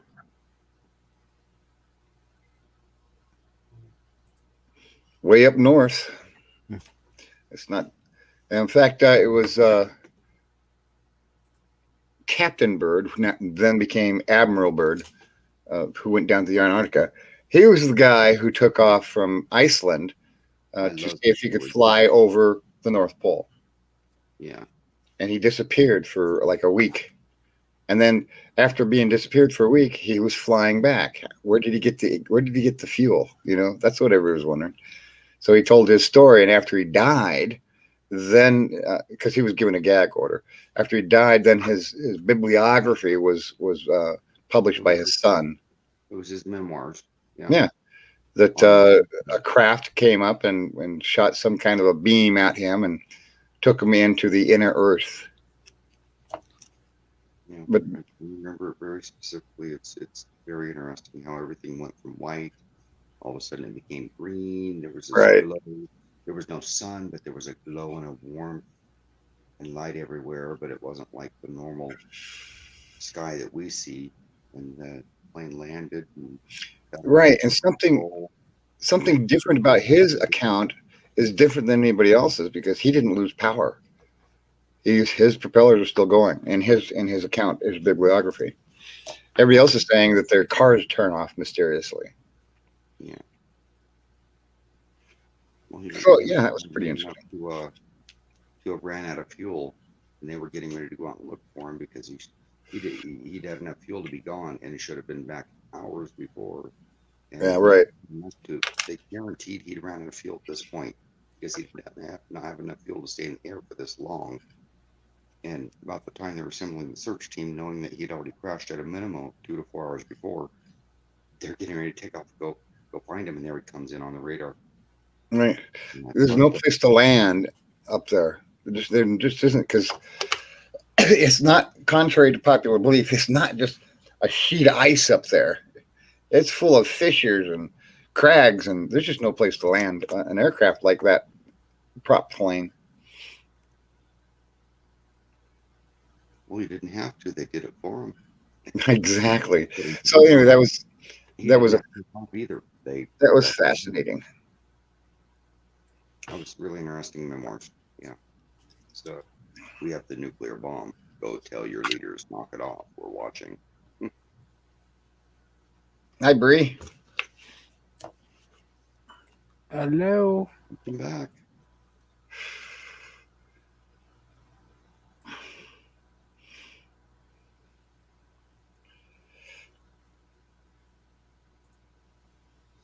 Yeah, no, I found that one really interesting because that what was the beings, what was their races label, the aerialites?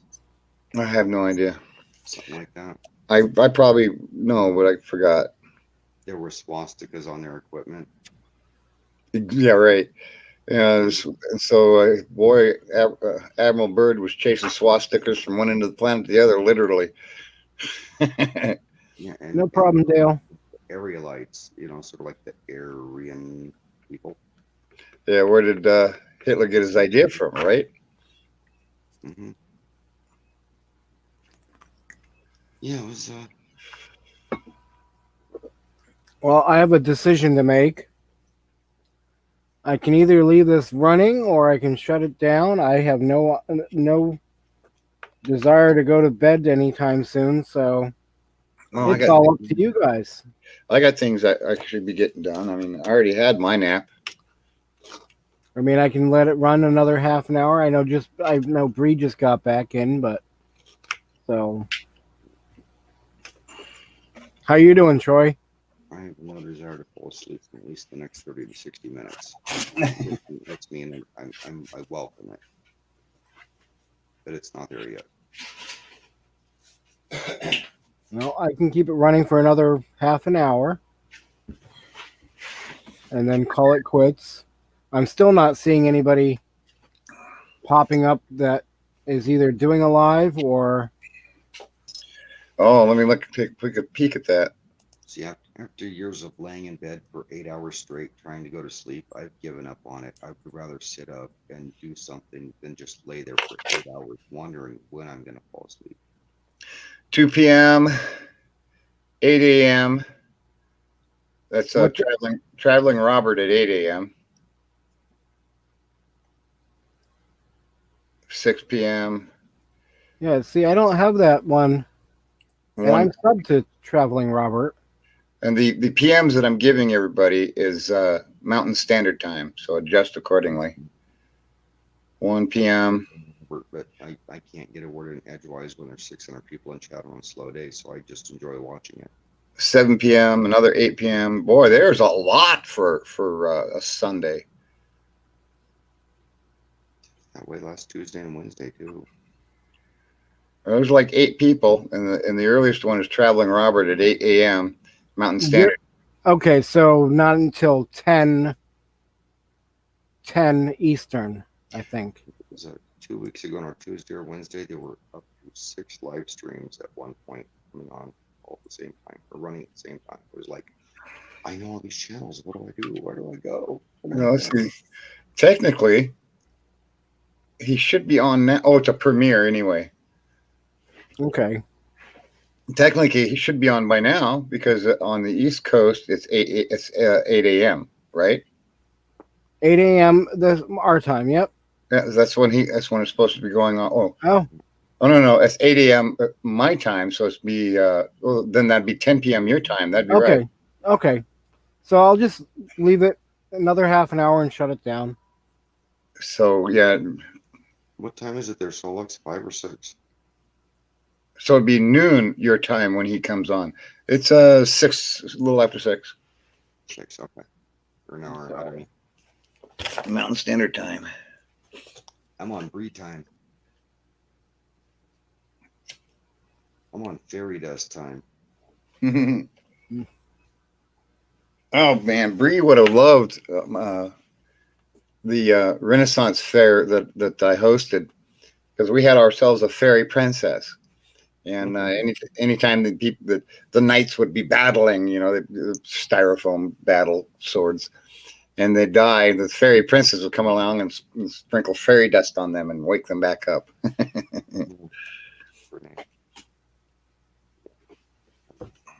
She had the fairy wings and everything.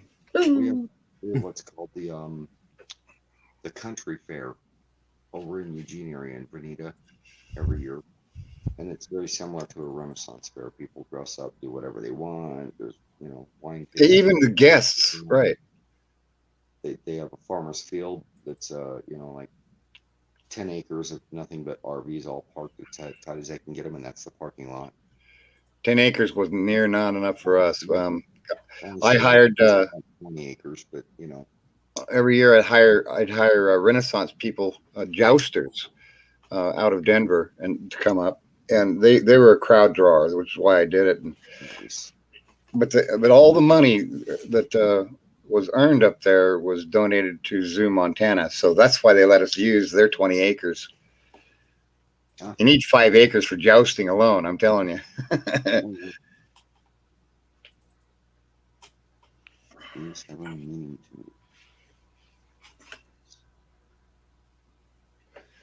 So one year I did a whole video of the whole thing, and had somebody do some video editing, and that became a commercial for the Land of the Yellowstone Renaissance Fair. And after that commercial went up, the place was inundated. I mean, there was parking at the zoo for like 400 cars. They had to go across the highway and use 1,000-acre car lot up there, because we were just packed. Boy, the zoo made a lot of money that year, I'm telling you. Well, I just noticed that fairy dust has actually changed her name. Yeah, she shortened it. Yep. I just now realized that. Oh. It would be a lot easier to tag her if I don't have to put the 2 dots over a letter, because I don't even know how to do that. She might get tagged a lot now. Yeah, well, I've noticed people mentioning that they like it in the chat because it's shorter and easier to spell, just the fairy dust part. Yeah. But fairy dust, yeah. The more words you put on there, I don't know how it all works, but just a short tag, and that'll pop up easier. Yeah. See, I don't use a laptop usually. 98% of the time I'm on the phone.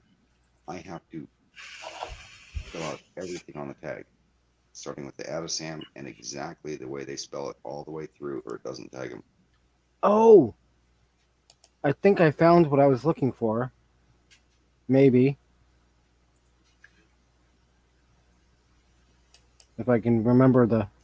I don't get the feature of putting the first few letters in and going click. That's the one. Nope. Shoot. That's why I don't tag people.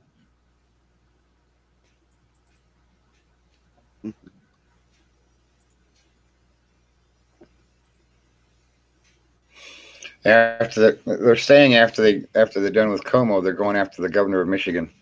Same thing happened there with the nursing homes. Really? I mean, I'm saying go after Walmart. They've caused even more deaths than anybody else combined. If you think about it, hey, here's a brilliant idea. We're going to shorten our business hours in half. So all those people who are shopping on those other half of the business hours, we're going to conglomerate them into a bigger group. Lowe's Not a did good it idea. too. When that was just dumb. Lowe's did it too, and then they didn't advertise. They just put it on the door. And I showed up there expecting them to be open, and they weren't open. Yeah, I And know. I knocked on the door. Guy came, and I'm like, I understand you're closed, but I'm just curious why. And he's like, well, COVID. And I go, okay, well, I just traveled 100 miles to buy a couple trash cans from you guys, knowing that you were going to be open till this time, but you closed an hour early, and I purposely made you my last stop in an entire days of chores because I have to travel 100 miles to do these chores because I live so far out in the middle of nowhere. And I go, but that's okay. And he goes, hold on. He grabs a manager, and the manager lets me in to buy 2 trash cans, and I'm so happy I bought 3. Man, the only part that I like about that is the only part I gotta say is I like shopping when there's not that many people around me. I do don't that. I don't like bumping elbows with people trying to get the last can of chili, And so I was a midnight shopper all the time. Not it was a pleasing environment to go shopping in. So the one thing that they did was they opened up at 7 a.m., but the older people were allowed to come in an hour earlier. So at 6 a.m. And so I'm up anyway. I went to Walmart Tuesday. I showed up there around 11 o'clock at night. The freight team was starting to put freight out. I went in, bought my little pump thing. There was hardly anybody in the store. I don't like going in with crowds. I didn't to start with. And then this V thing hit, and all the more reason for me to shop without crowds around. Something strange is going on now. I don't know what the news headlines are saying or what they're trying to trick people into this time, but I noticed that this day or yesterday, more than usual amount of materials and foods were gone off the shelves this time. So people are closing Walmarts and doing online shopping. mass shopping or mass online shopping. They're going to force us into mass online shopping by closing the big retailers, is what I was told. Well, that sucks. I didn't see it for myself, but this is what I told people. They're going to lose so much money, you know that. But they're not going to be paying for retail location anymore or operating. They're paying $20,000 a month for electricity. We had this company in town called Big Bears. It was a sports shop like Cabela's. Yeah. And it was every bit as big as Cabela's, and they got pushed out of business because they couldn't compete with the online shopping. It wasn't Cabela's moving into town. It wasn't the other stores moving. It was because online shopping destroyed them, and they didn't have an online shopping site. Yeah. You'd have to hire a expensive small army to manage an online shopping site. Some intellectual friends and I had discussions when Amazon opened up and started, and all these online shopping services started, 20 some years ago, and we sat down and had a discussion how it was going to kill a small retailer. We never saw it coming like this, though. We thought it would slowly phase out over a period of time, and there'd still be retailers that survive, but the big ones. But it was going to kill the mom and pop stores eventually, except for the little neighborhoods where you patronize them. People are loyal. But we didn't see it coming like this. This is totally different than I thought it would have went down. Reap the wild winds. Gary does. That's cute. That's a good title for a book. Yeah.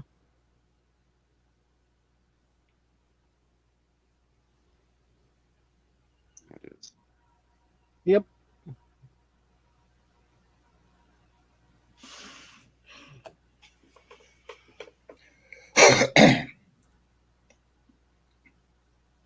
Butter and cheese powder on the breadsticks. That's what I've been thinking about when I get out on the road full time RVing to start a new channel. Turning the page, because You were saying that. every place you go is a whole new chapter. Yep. Yeah, there's a lot in the name. You just come up with a cool name and you think, oh, that's neat. Well, I'll keep the Rat Pack and we'll have fun with it. But if I actually start a YouTube channel to target making money for adventures or RV repair, or, repairs as I go along and stuff like that, what little bit I can do, showing a crippled person could still do some of these things. I'll have to put a lot of thought into the name, just like Bruce did with Vermont Paint.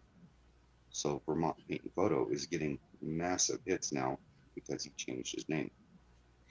Yeah, see, Probably struggling with this channel to grow because it was just Vermont Paint.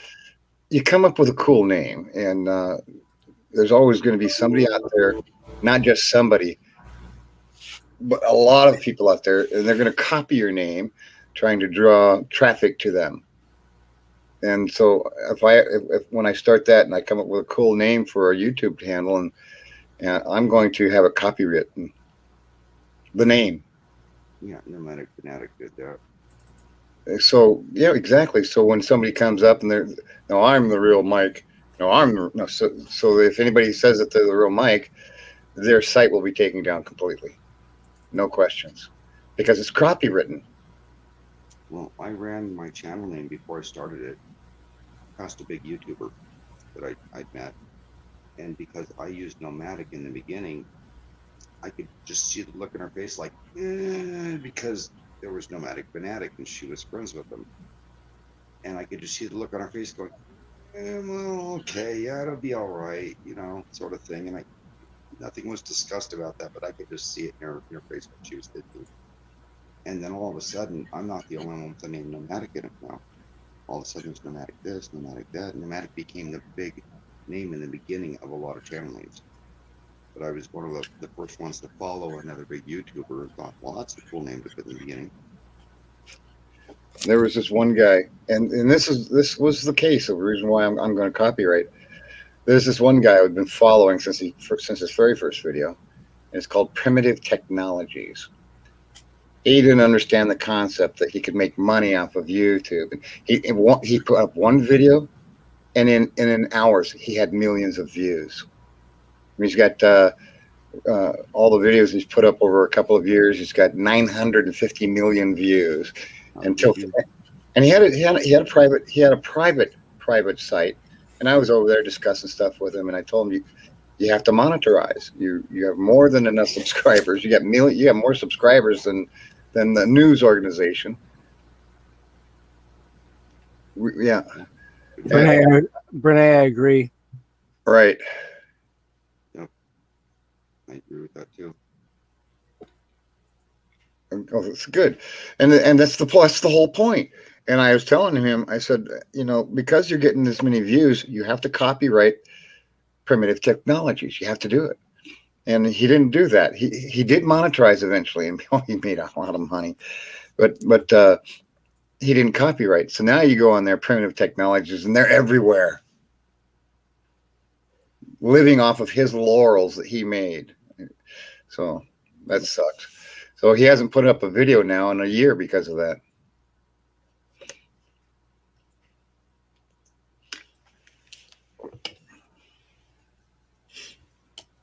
Just to give you guys an idea, what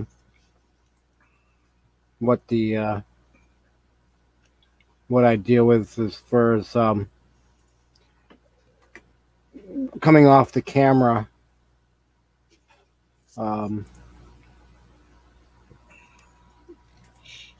This is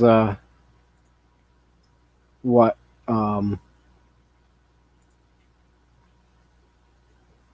yeah. This is a photo over the part of the Everglades. I'm getting black screen photo. What? Yeah, same here. What the heck? Hang on. It didn't load right. And I do enjoy these photos you put up, by the way, Mike. I love how you just randomly pop these things up and talk about them. It makes it very entertaining for me.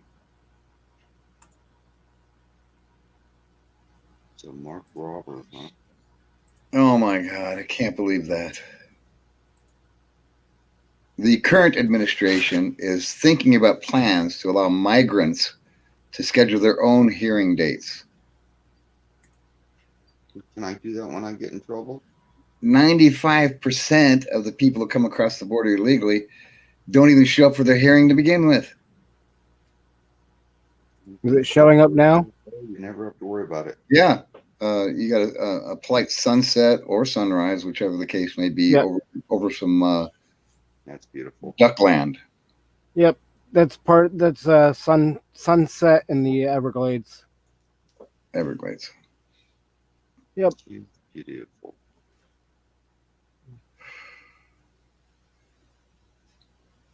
You have so many beautiful pictures. I heard that the story about taking wildlife photos, it's very, very rare. You have to be in the right place at the right time, and it's very hard to be there. Yep. But you've been there a lot. You got a pretty good success rate. So far.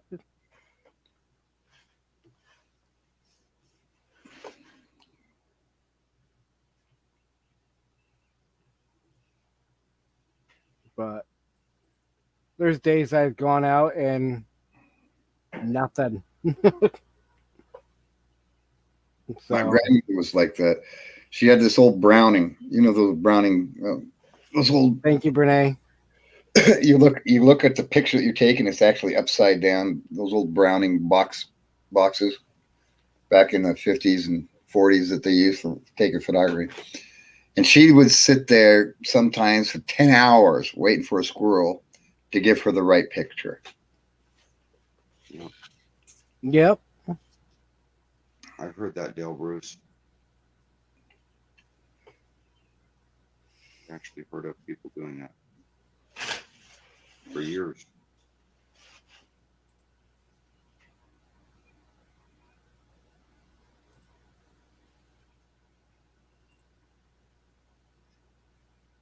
A lot of them that come here on visas don't have anything to go back to. When you break your life down, you get a visa here for a couple of years. There's nothing to go back to over there. You've established yourself here. Actually, Dale, a congressman looked up to the facts and figures of that, and 1 year it showed a report of 11 million aliens. Another, it showed the next year the report was 11 million aliens. The next year is a report of 11 million aliens, and he wondered, how come the number isn't changing? We know there's hundreds of thousands every year coming across the border, if not million. So Congress doesn't even know. There could be 20, 30 million illegals in the United States. And anyway, I just in response that visas is one of them.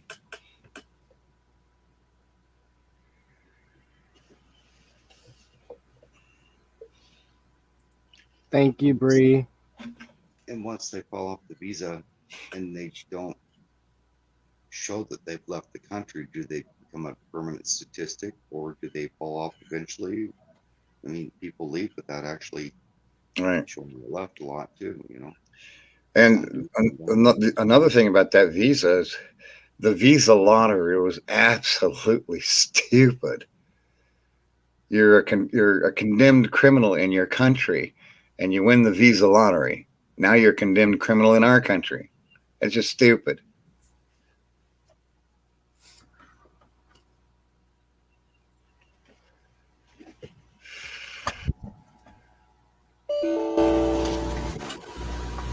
What the heck?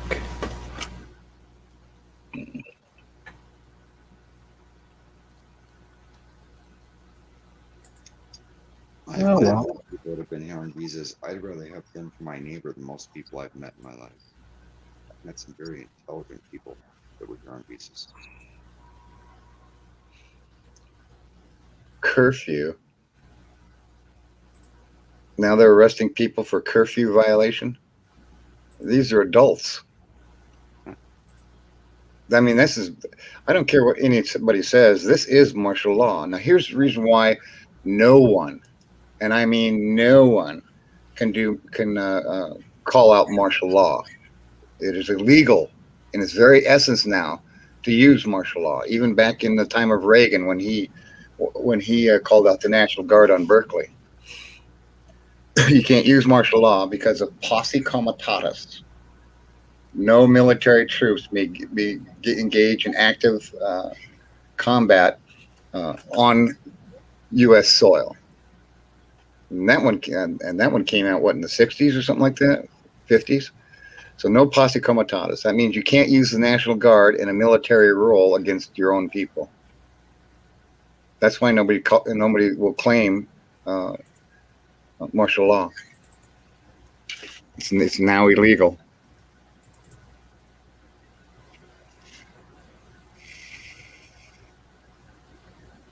Yeah, Bruce, I try not to be judgmental with people. I may have my comments, but in my own head, I really don't try to judge others.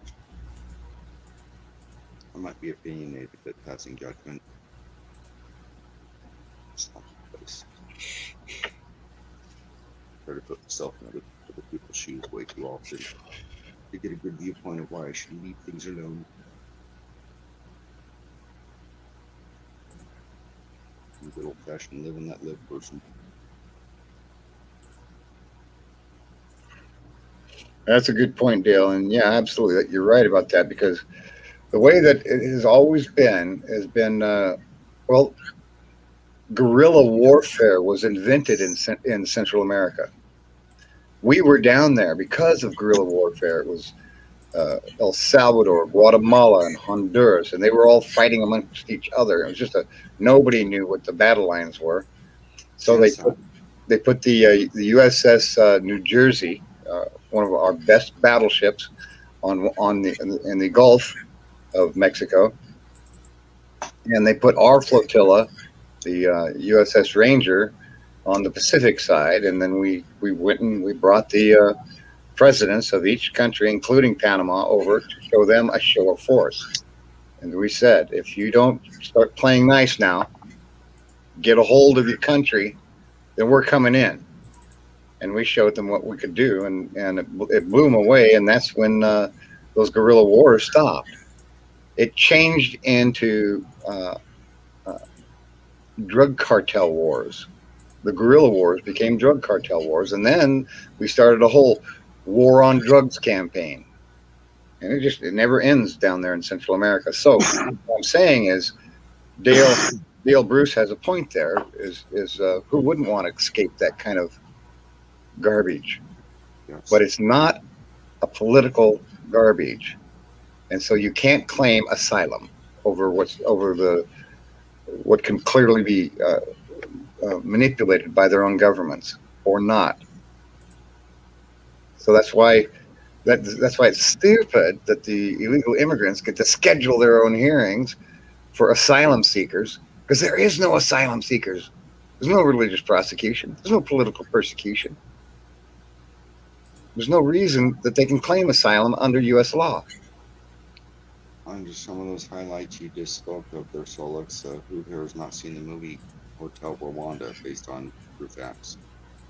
You don't even have to know the history behind any of this. You just watch the movie and it's eye-opening and devastating. And it's based on true events. I had no idea it was that bad around the world until I've seen things like that, because it was kept out of the media for us. Yeah. Well, it should be clear and evident to everybody we don't live in a perfect world. And that was what was that movie? Firefly. What was it called? Anyway, the whole concept of the beginning of the Firefly series was to help people live in a more perfect universe. I will leave you guys with that. Oh, that's a pretty picture. I love that. They're going to put that out in our lakes this year. Those rock jetties. Oh, yeah. I don't know why. They're using the Asian clam as an excuse to drain the lake low enough to get out there and start putting in jetties. Get money, so that the Fish Wildlife Parks gets paid a big stipend out of that one. That Tricky Mike Ambulatory Adventures is what's that? Oh, Ambulating Adventures is exiting stage left and says, Oh, thank you for the hangout. thank you guys. Yeah, thank you, Stan, for coming in and hanging out with us. Yeah. So, and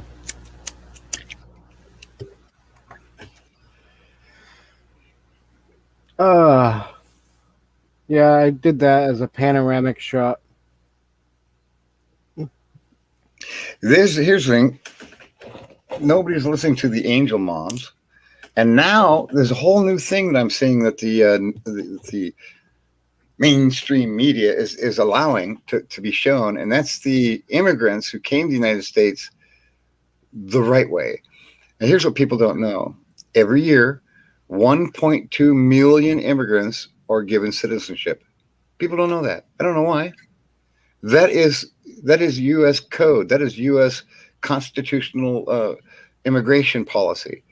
And that's 1.2 million legalized U.S. citizens. Yes. Okay, and so what Dale is saying that maybe I shouldn't talk anymore about this because it's frustrating. I stopped after mentioning the movie. I stopped. I was just thinking about that. I ain't gonna open that one up anymore. Yeah, it's just frustrating. But there's one place that they're not going. They're not the immigrants aren't boondocking, and that's where I want to go. Get away from people. Get away from drama. Yeah, you have a point there. I don't have to worry about maintaining much of it for the first 10 years. Just a little roof seal, a little bit of maintenance.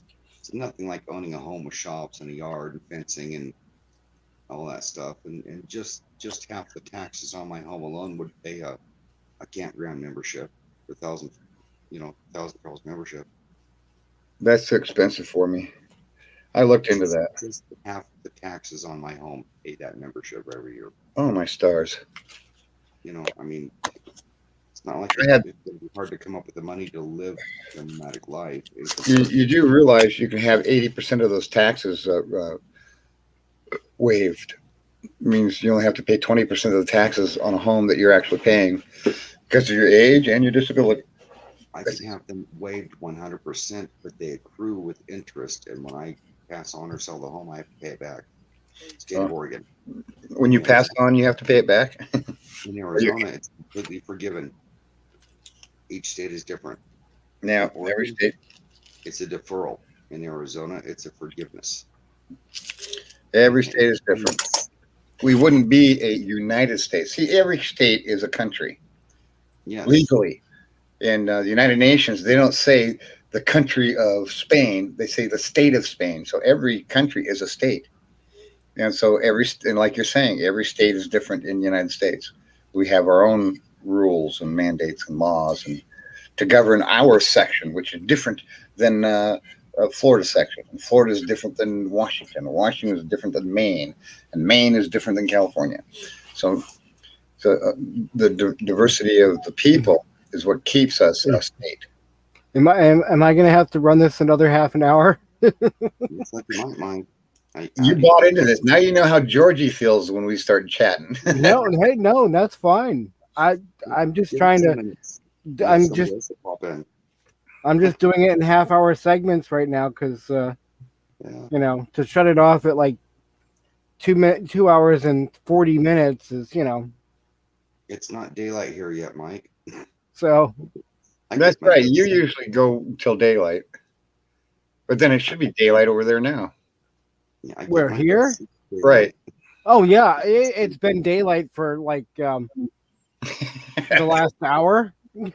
Well, the sun started coming. The light started peeking through about an hour ago, and now it's fully up. Although I don't really see any sun, but a lot of clouds, overcast in the sky. We're overcast here too. Now, Georgie, he caught on to what I was doing. Because Georgie said, I'm going to go. And so like 4:00 in the morning, he's still there. And I keep changing the subject into new broadening and interesting things. And I got to stay to answer this. And so I feel that he's about to slide off the fence. I bring in another subject. Now he's back again. So he caught on to what I was doing, and it was just the other day. He goes, "No, now Stolex, now no." Remember when he said that? Oh shit! It is too, isn't it?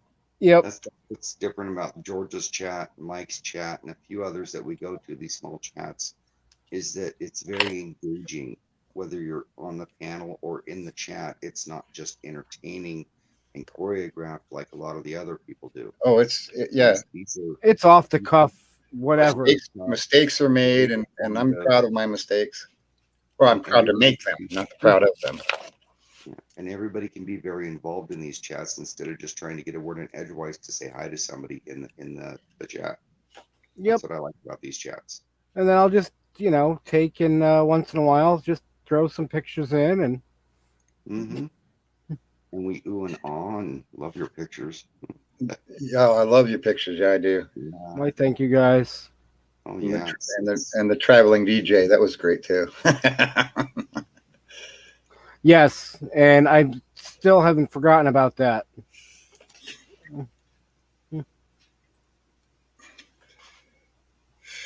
It's what I've always said about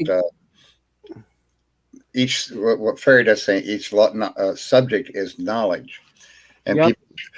people accuse me of being a smart man. And I tell them no, I'm not. And this right here as well. Yes, and all the people that run these small chats agree in front of or behind the scenes that they don't want haters, they don't want judgmental people. You can't come in and say, oh, you can't come in and do those things. It's just wrong, and it's not acceptable. Yep. Nope. It's just a given. Right. But when you're on a panel, what I like about that is that I have a knowledge that you two lack, but you two have a knowledge that I lack. We're equally smart in our areas of expertise, our areas of interest. So when you bring a panel like this together, it provides a lot of information and knowledge to, like Fairy Dust was suggesting here. Yep. There's a lot. We can learn a lot from each other, and that's the neat thing. Breakfast. I think we all spend every day trying to learn something new. If we don't, and I'm not being judgmental, but I think anybody that doesn't spend the entirety of their life trying to learn something new every day is a fool. And there's people out there like that. I'm not being judgmental, but there's a fool born every day. People go on their own path and their own journey.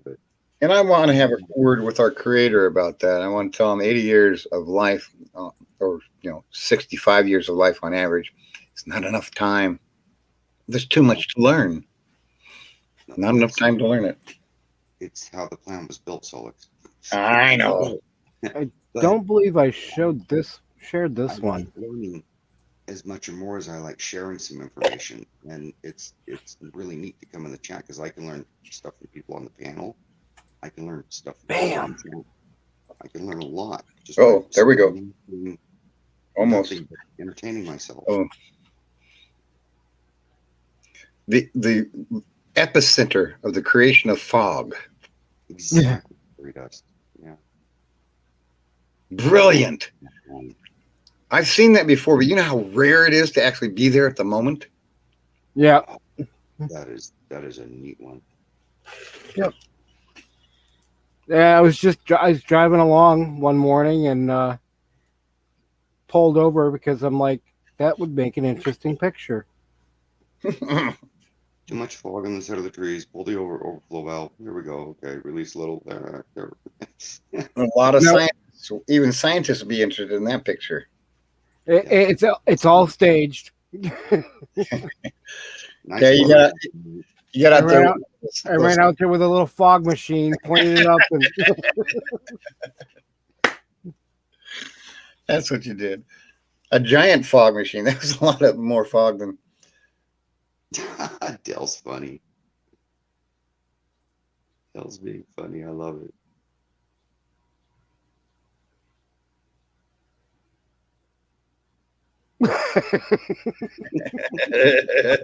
Yeah. There were a lot of us doing this for entertaining ourselves because we couldn't get out. I can't do a lot of things. I don't do a lot of shopping. I live in the middle of nowhere. sitting here at home all the time. I mean, Yes. And then this what situation is hit, this? and I've never had everybody this before. tuned What in. is this?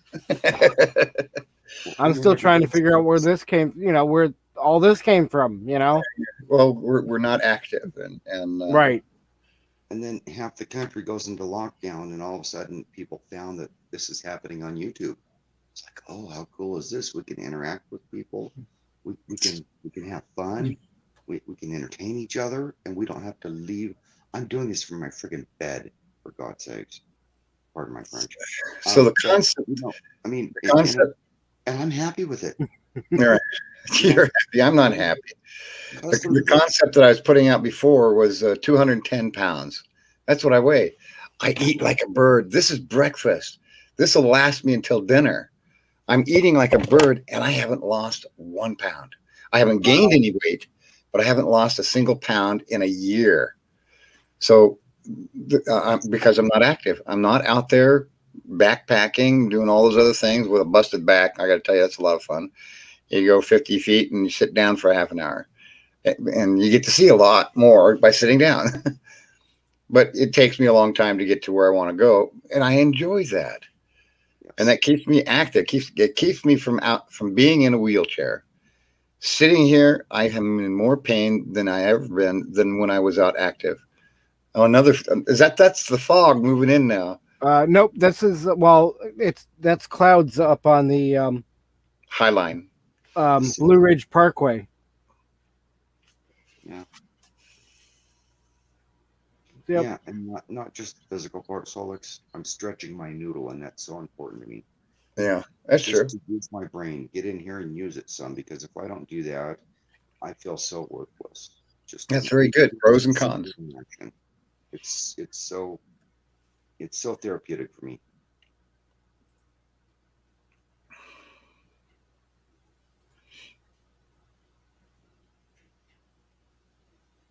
COVID weight. That's what we're gonna. Yes. With a better name than COVID weight, Kung Fu weight or something. I don't know. Although, some V weight. What are we gonna call the baby boom come the end of this year? Oh, that's true. You're stuck. What else did people have to do before, while being in the house? You're stuck in the house. You've binge watched everything. What else to do? So I'm waiting for, the great baby boom of 2021, Babies.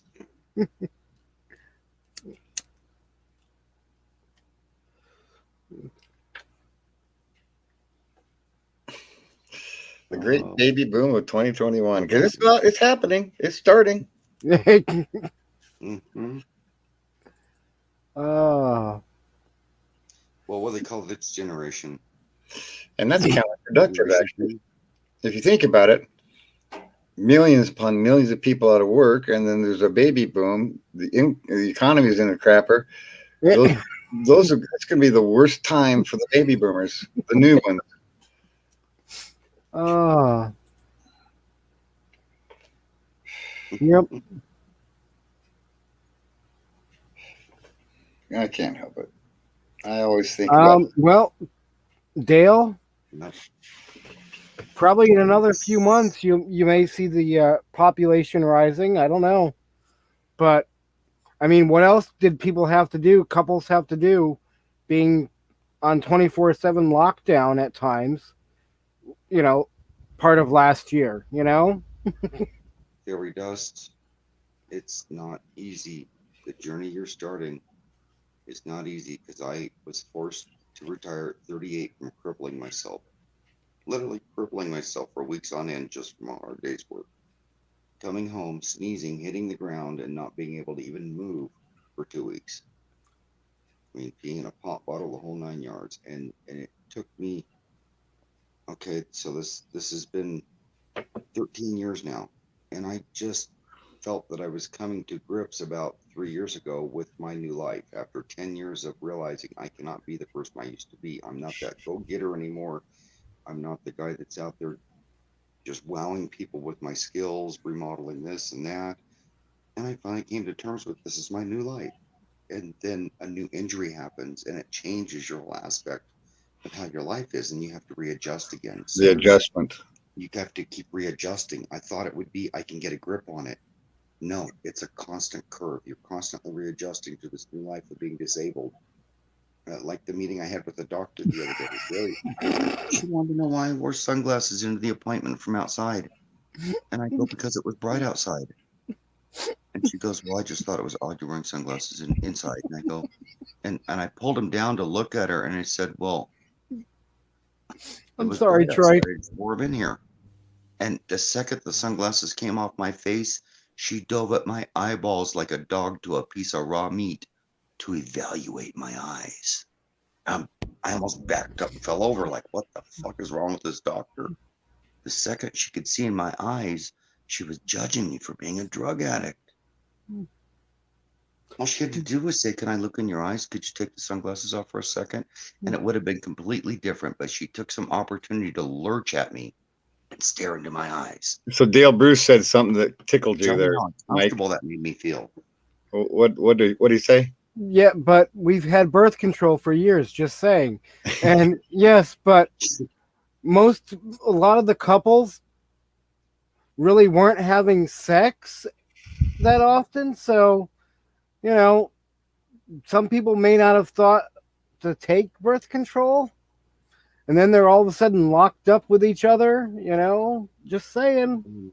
Birth control only works when people use it. Most people You don't. know? To add to Mike's thing about they were, weren't locked up and homebound as much. They were able to I'm a life's person. I mean, I haven't had kids, but still, if I ever did, abortion would really anger me. Yep. Everything that's created has a right to exist, and to take that right away from any creation is just not right to me. And to add, I'm sorry. I was going to say something real quick. To add to what Fairy Dust was saying and Troy was saying, I mean, I had everything going for me. And I had a decent job. I was making decent money. And all of a sudden, boom, I landed in the hospital for 6 weeks. And a year and a half later, a year and a half of physical therapy. And now I feel at times, I feel useless because, because I can't do the things I used to do, and I get frustrated, and I've learned to just accept it and do the best I can.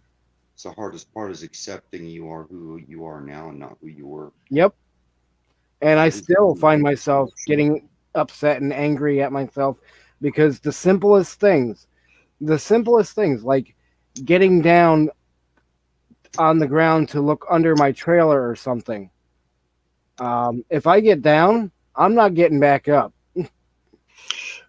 A project that would have taken us an hour or 2 hours to complete now takes us a week. Yeah. Because it just doesn't work like it used to. Mike, I had this figured out. I'd learned how construction works. I'd learned how to find the proper employees. I learned how to run my business from working for somebody else than being their partner with them, having my own business. And then I figured out how I was going to be making $100,000 a year in the next 2 years or more. And within 5 years, I was expecting my business to be making $300,000 to $500,000 profit a year, because I had finally figured this all out. Yeah. And I was the key behind all this. I was the person that ran it. I was the one that was quality control. And if I can't get up and get in my car and go out and at least do quality control and bid the jobs, how do you run a business?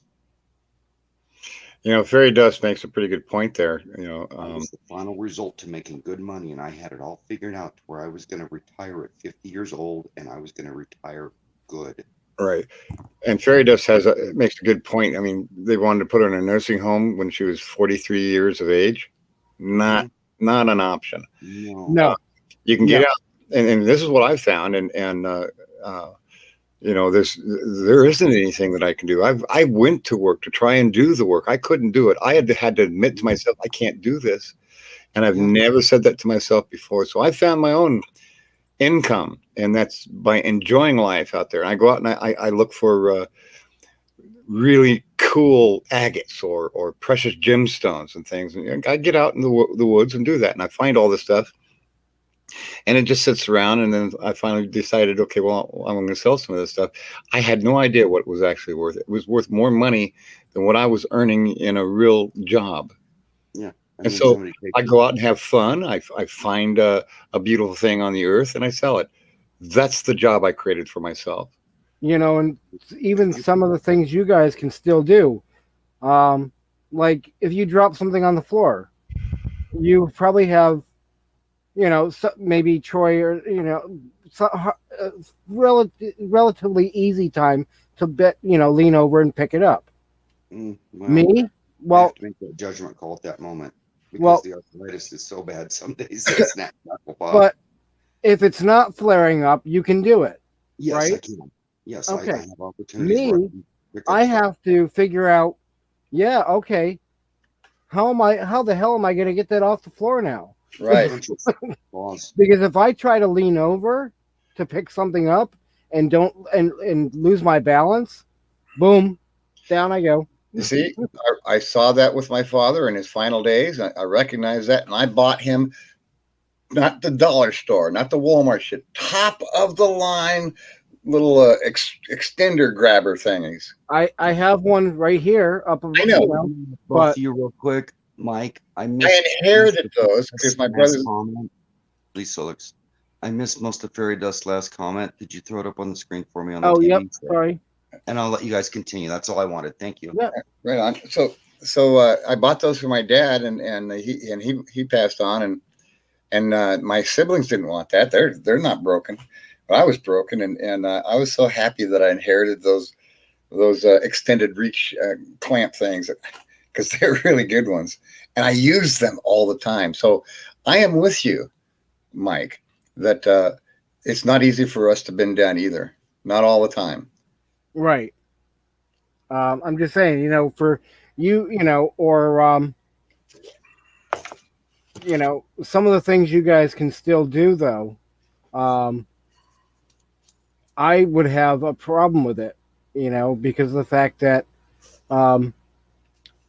first of all, my left leg really is I that's why I refer to it as a kickstand, because it's basically dead from mid hip down.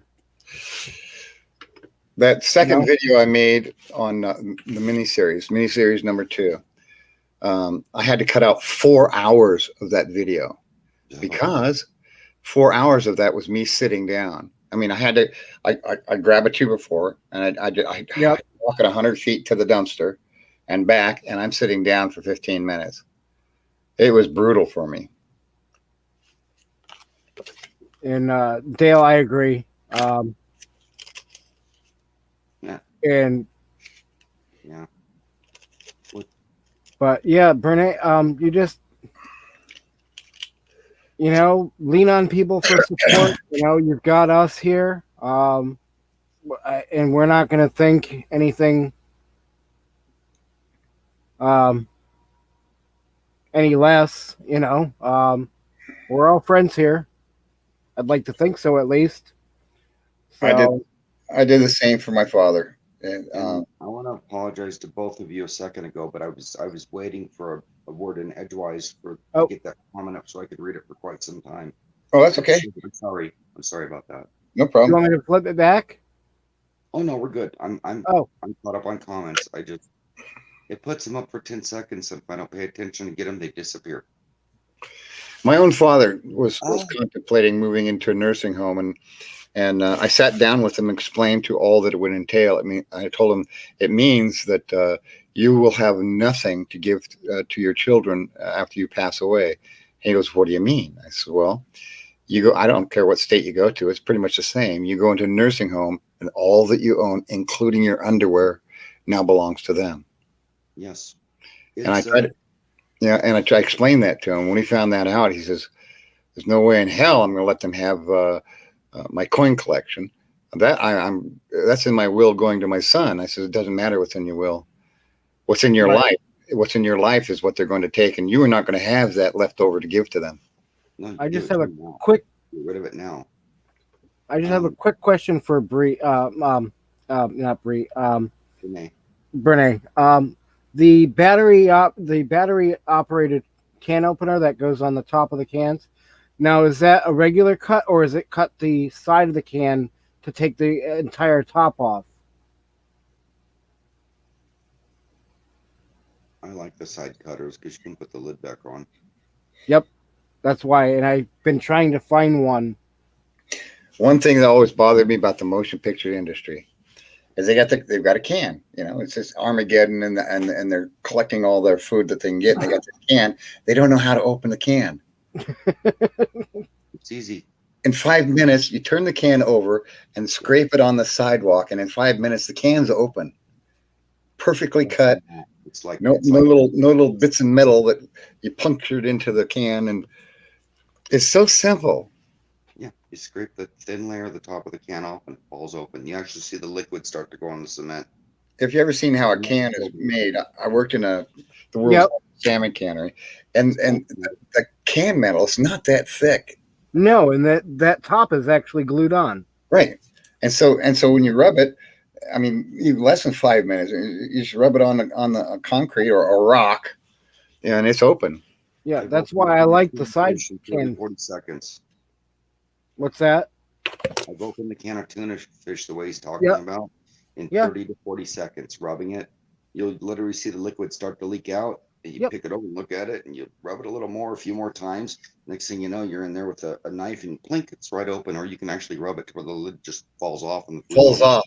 Careful. Right. Right. So, I watch the liquids to leak out, and then I. where did you get the battery operated can opener then?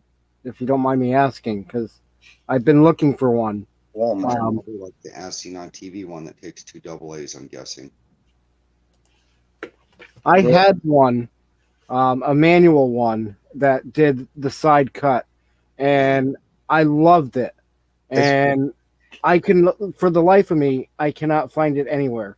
It's what Amazon. Troy was saying, that eventually all the stores are going to go online shopping, but And there it is. anywhere online you can get a can opener, free shipping. Okay, QVC. But I'm going to look that up. Online shopping, as he's saying it, it's popping up, and I'm just giggling. But I'm still in disbelief. A friend called me up and told me that they're closing the Walmarts. They're not buying more product. They're putting what they have in the warehouses out on the shelves, and they're done. And I go, "You're kidding me?" And she's like, "No, that's what it looks like they're doing. That's what I've heard." 15 to 20 bucks. Okay. And there's all kinds of them out there. All kinds. Oh. Look at for Oh, and 14 while we're at shopping, Mike, look at the batteries that it takes. Look at the lithiums. They actually make lithium batteries you do not need a charger for. The little USB plugins, the micro USB plugins you plug into the cell phones and stuff, plug Yeah. right into the batteries, recharge them in no time at all. And the batteries have no loss while they're sitting like the old batteries, and they'll recharge like 5,000 times. So yeah, the Okay. batteries are $7-8 a battery, worth their weight in gold. How many batteries can you buy for $7 or $8? AAA's. What are they? $1.50, $2 a battery. You know what? I'm glad you mentioned that. For 20 years, I never bought a single battery. Hold that thought for 1 sec. Yes. Bree mentioned something. I'm just reading it real quick. And she said, "I hope you don't mind." No, go for it. I'm gonna be shutting this down probably in like 4 minutes, anyways, because that'll be the 3-hour mark, and then we can all go over to Lucky Dog. Yes, thank you so much, Bree, for making mention that Lucky Dog came on. Because So- let's go and show them the love. Yeah. Yeah. So 9.49 Pulse TV electric can openers. You can get them online for cheap. And I forgot what I was going to say before, but The batteries. and Talking about batteries. Okay, so here's what I did. Dumpster diving. Love dumpster diving. The very first thing I do is I find somebody's battery operated thing. Like they did on that one Armageddon show. I open it up, I take the batteries out, and I go home and I use, where is it? I always keep it, here it is. I go home and I use my little battery tester, just flick it open and test the battery. And 9 times out of 10, they're good batteries. They just threw it away because one of the batteries was weak. The other battery is fully charged still. So I never bought a battery for decades. You can get 9 volts. You can get AA's, AAA's, C's, and D's, all with the little charger port built into the battery. You don't have to have a charger station, anything for them anymore. And they come with a little big USB that plugs into it, just like a cell phone does. That has 4 little. They sell them in like 4-packs, and they have 4 little micro USBs that plug into the batteries. You can charge it. And they have a light on that glows red when they're charging and goes green when they're done. I don't have Traveling Nate Dog up on my queue is going live right now. it's Lucky Dog. Oh, Lucky Dogs. Yep. Paper bag nomad. And Raymond, welcome. I was just getting ready to shut down. And then we're going to follow over to Lucky Dogs live. Production moderator Sue, yeah. So, well, is it Lucky Dog or Lucky Dog Production? Lucky Dog Productions, or I don't know. That's Sue, right? Sue and her husband.